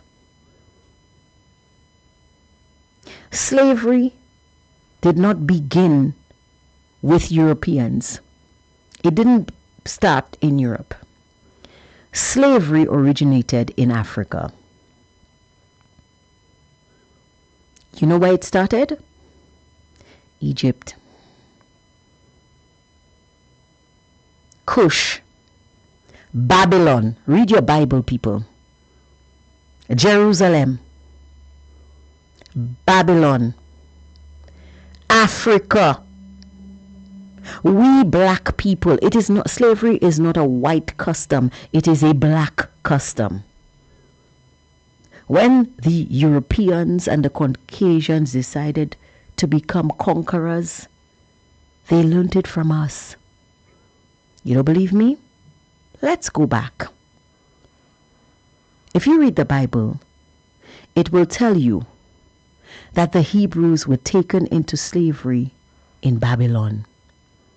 The Israelites were taken into slavery in Babylon. All of that happened in Africa. Do you know when slavery became white? And I want you to listen carefully to what I am saying. When the Moors, aka African people, conquered and held Spain for centuries, they learned it from us. We black people, we taught the Europeans how to enslave us. We conquered their cities. Go and read about it. Read about in 1492. Yeah, that date should ring a bell. When Columbus sailed west because he was looking for a way to the east. Read about what happened in the decades before 1492, from the 1300s.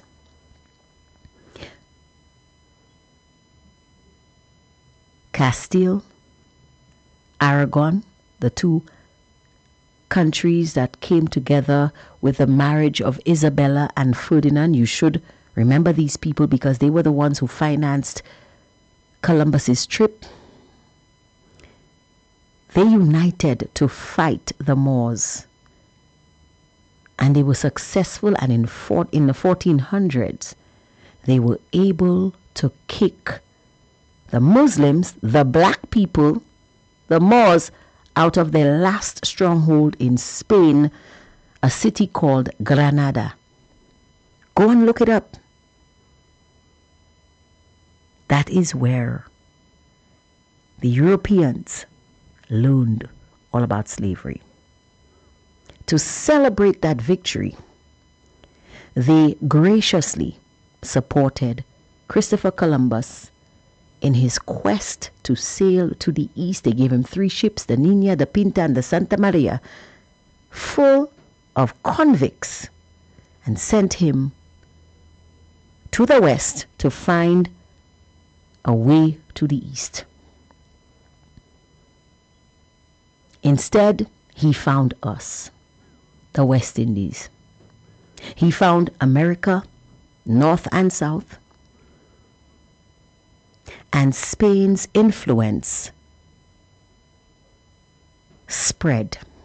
Initially, the Caribbean was split between Spain and Portugal. That is why Brazil is Portuguese. The rest of South America is Spanish.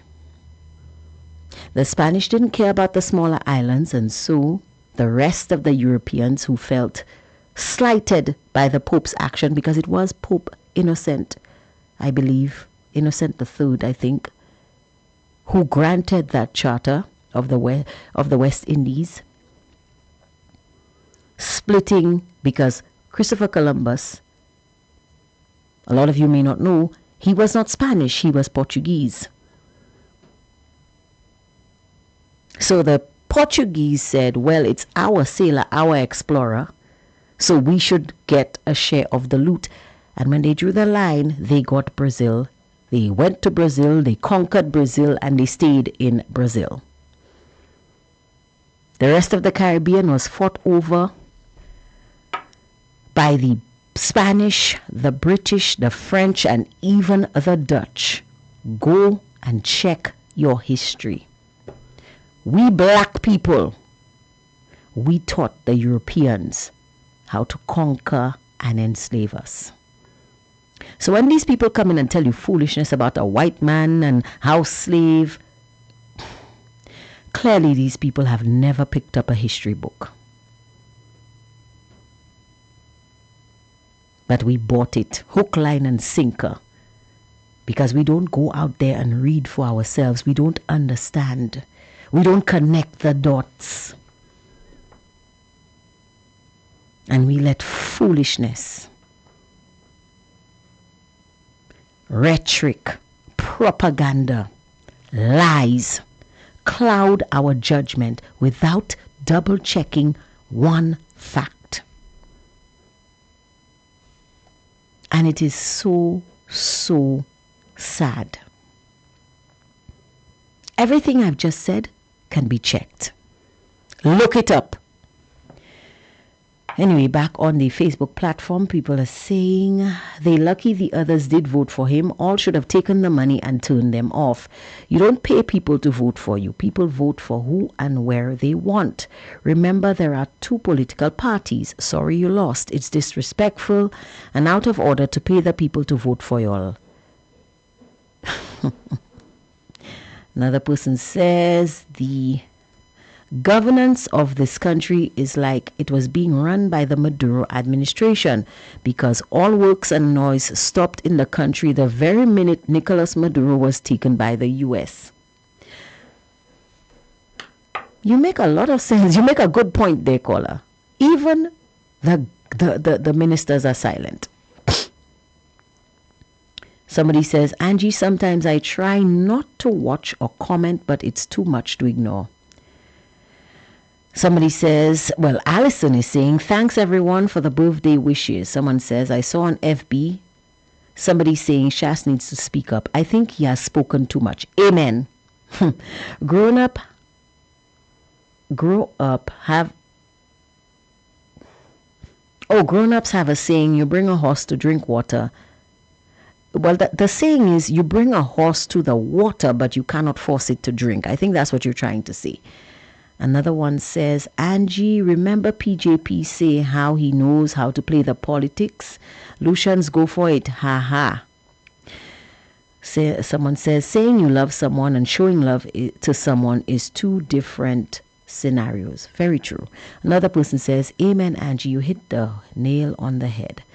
Another one says, he loves us, so why the 2.5% levy price on gas? He loves us, so why the 2.5% levy and why the price of gas is so high, etc. Another one is saying, Philip J. Pierre is pure satanic. I don't know what more St. Lucians need to see for them to understand who Philip Pierre is. PJP just love the word name PM. He is not qualified to be a PM. He need more schooling and education. Somebody says, tell them, sister. Another one says, just by looking at his picture on Facebook, it scares me. Come on. He and the African guy. Okay. The PJP government won the election but are unhappy. Another person says, amen, true, my sister. That is why I never believed in that nonsense. But it's true. You know, you cannot tell me I love you. The minute you say that to me, that's it. I'm not voting for you. You're crazy. You've gone off your rocker. You don't know me. All in a sudden you love me? Come on. And then you have to look at people's actions more than you look at their words.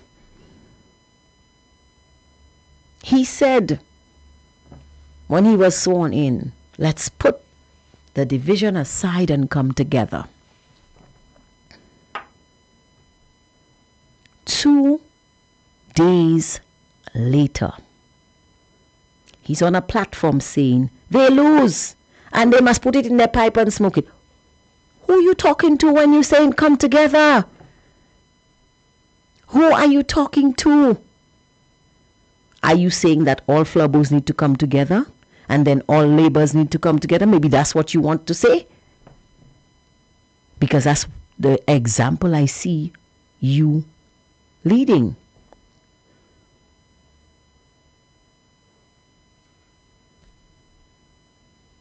Okay.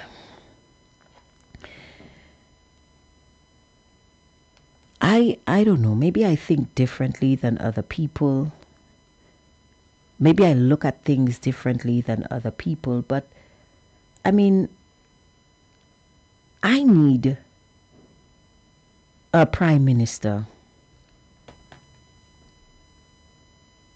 That is what this country needs. A prime minister, a leader. Not just a prime minister, not just a politician, a leader.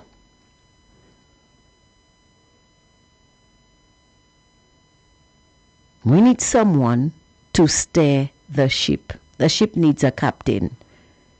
As it stands, the engines are silent. Nothing is being done. We're not hearing anything. So if indeed anything is being done, we don't know. We're hearing reports all over the country of what seems to be a broken system. Garbage not being picked up.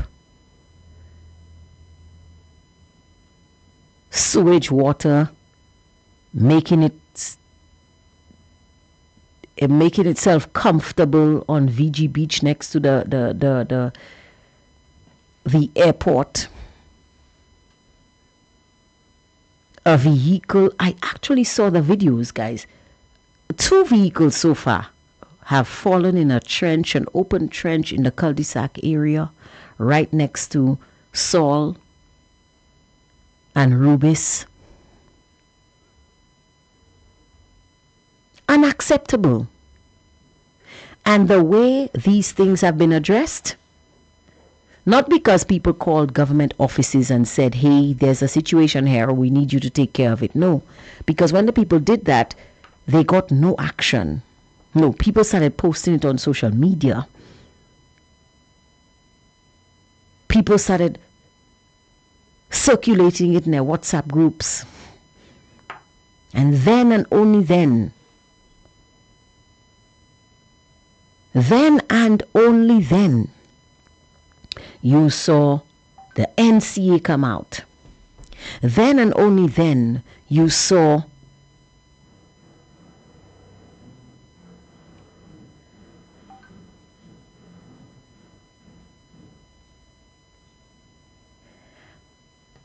the how do you call these people? Solid Waste Management make a statement. Then and only then, trucks can be found to pick up garbage and to pump the sewage water out of VG. So, do we have to embarrass the country to get work done by people who are being paid to do a job? And Wasco, Lord, oh Lord, Wasco. You see, I really don't. The only thing that I've seen that has worked with Wasco is when the people, the residents of the valley, decided to simply stop paying their bills.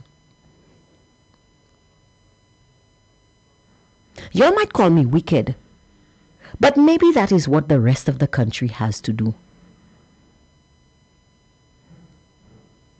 Maybe the rest of the country needs to stop paying their water bills.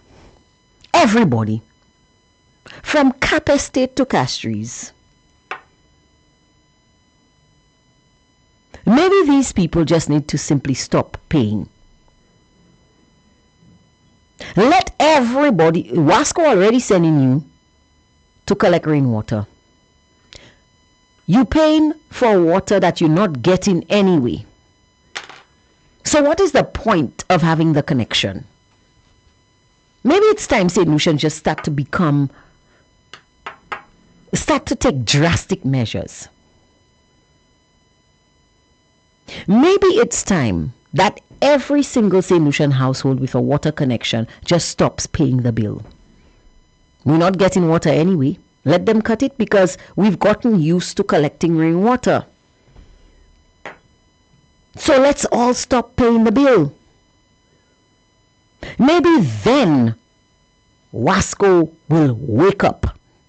Maybe then Wasco will do their job. Because I'm tired of Wasco.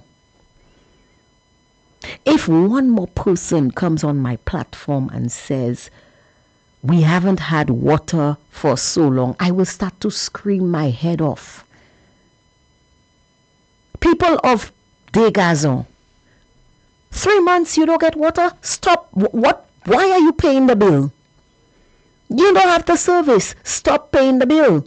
Because in the valley, when the people of Oleon, Richfort, Grand Riviere, Dennery, Denier Riviere, and surrounding areas, Grand Ravine, when these people decided that they were not going to pay for the poor quality water that they were receiving, Wasco took notice.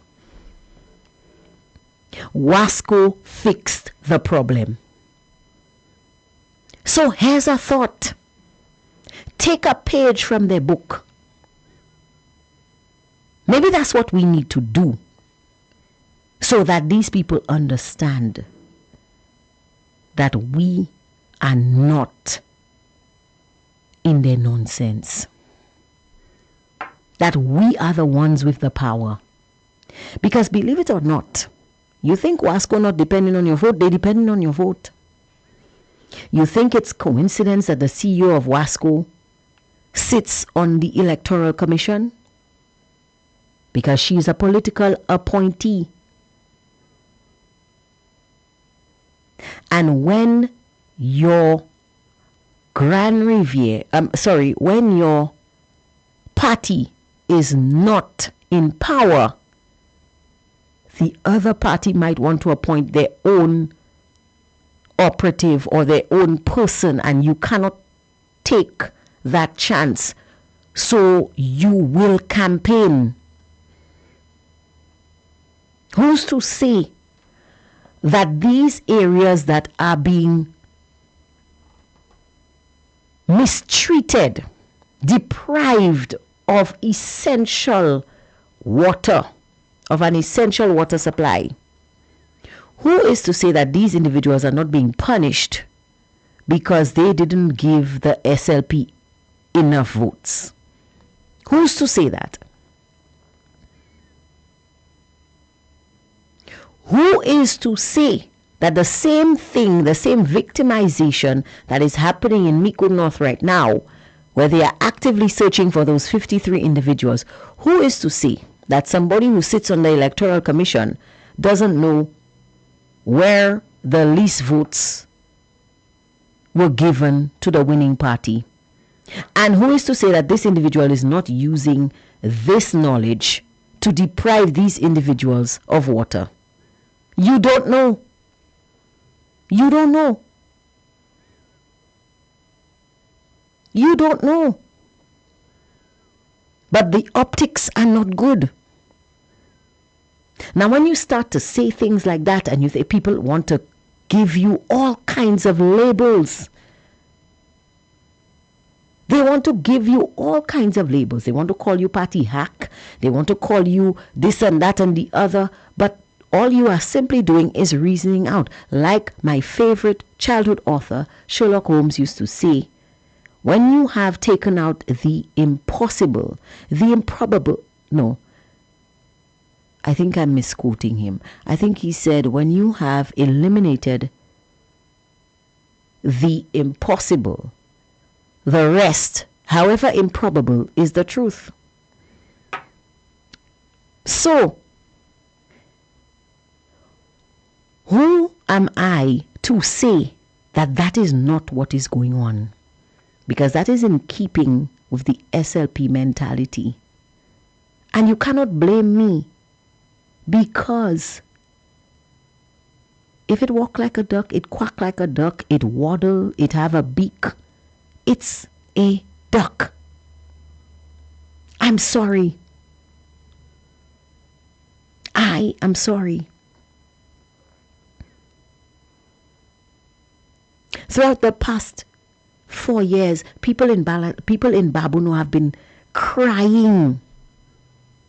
People have had to pay trucks to bring water to their homes. That is unacceptable. That is unacceptable. You don't want us to think that way? Give us the water we pay for, and we're not going to pay any more. Simple. How come nobody's complaining that Lucilec is not providing electricity? How come? Because let me tell you something. Lucilec don't care what color shirt you wear when you come and pay the bill. They don't. Red, yellow, black, white, blue, green, they do not care. Your money is the same color. Okay?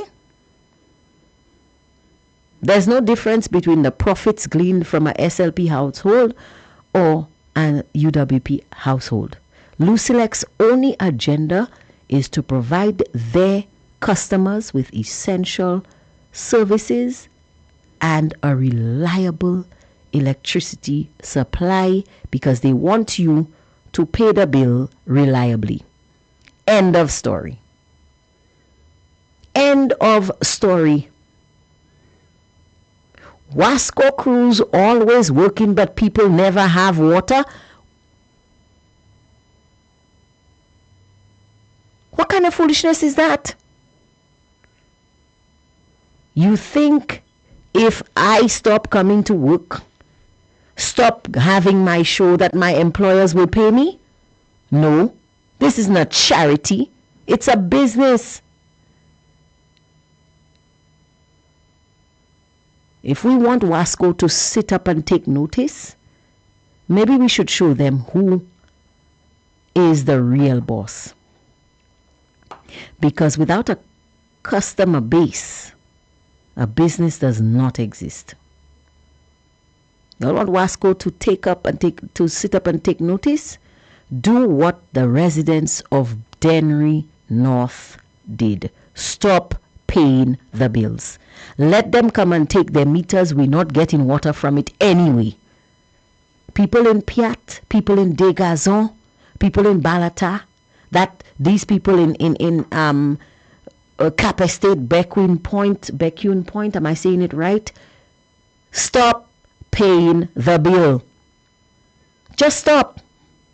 Let's see what happens.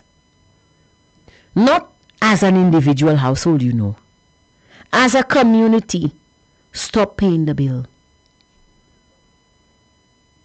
People in Balata that have to buy water on trucks, well, you already buying the water on the truck. What you need Wasco meter for? What do you need it for? Show Wasco who the real boss is. Because a business is not a business without a customer base. Somebody says people of Piat Grand Riviere don't have any water as well. Stop paying the bill. Stop. Until you get water, don't pay the bill. And let's see what Wasco will do. Let's see if the crews are going to work or not.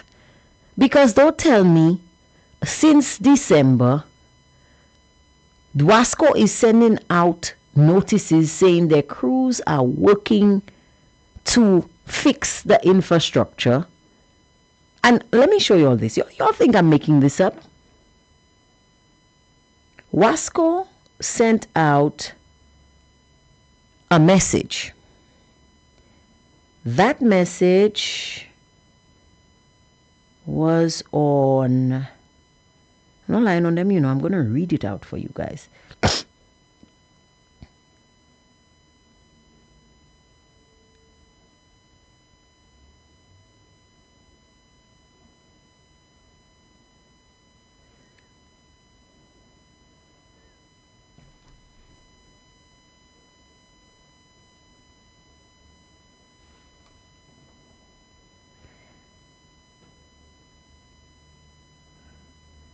They sent a message.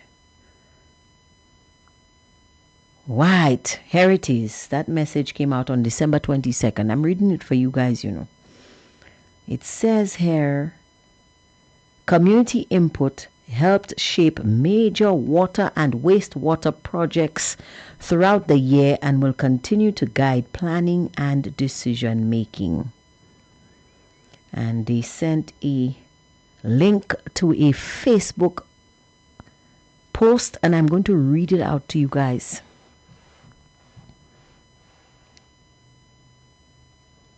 Because Wasco is seriously just taking people for Papi Show. They're seriously just insulting people. Listen to this, guys. December 22nd, 2025. This is a message from Wasco. This year, public feedback played a defining role across several major initiatives. Consultations conducted. I'm kind of my glasses, sir. Moi toujours ka oublier na mes glasses ces jours. I keep forgetting. So it says, this year, public feedback played a defining role across several major initiatives.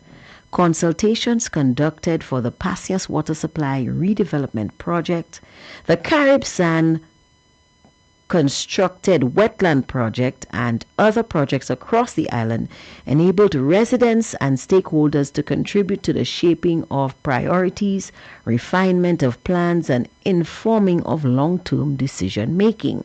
With water access remaining a priority for many communities and existing water systems operating under increased strain in a changing climate, these engagements underscored the importance of structured consultation and community-informed planning.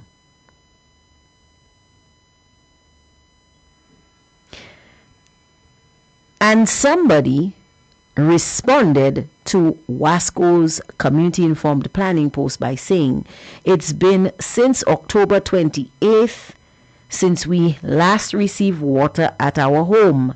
That's 2 months without. I've been on the list for a truck since before Christmas.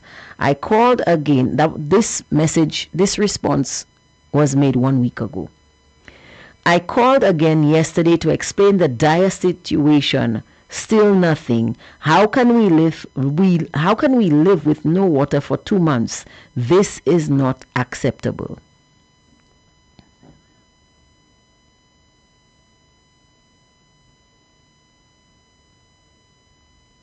Another person said you need to stop trucking water daily to construction sites, i.e. the Isla site at Mon Pimad. Communities go without water for days, weeks or months, but this site gets water daily. This is not right. Well, they did ask for community feedback and consultation. So I really hope that they are taking this seriously. But then again, until St. Lucians do something very drastic, I don't believe Wasco will do anything other than what it continues to do. And I fear that this situation will not change because we are enabling it by paying the bills as soon as they come. But I want to ask you, people of Piat, Grand Riviere, people of Balata, Babono, people of Degazon, Cap Estate, what exactly are you paying for?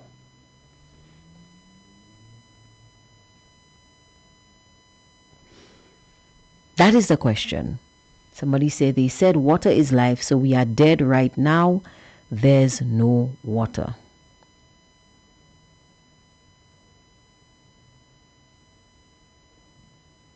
Guys, I'm telling you, the people of the valley got Wasco to care. The people of the valley got Wasco to act. They did it by not paying their bills for months until Wasco did better. Somebody says this is a very serious situation that needs immediate attention. I have my 2 elderly parents that haven't taken a bath in weeks. Come together. You all heard the Prime Minister. He said come together. Come together as a community. Emulate the people from Dennery South and stop paying the bill. When we begin to take this kind of collective action,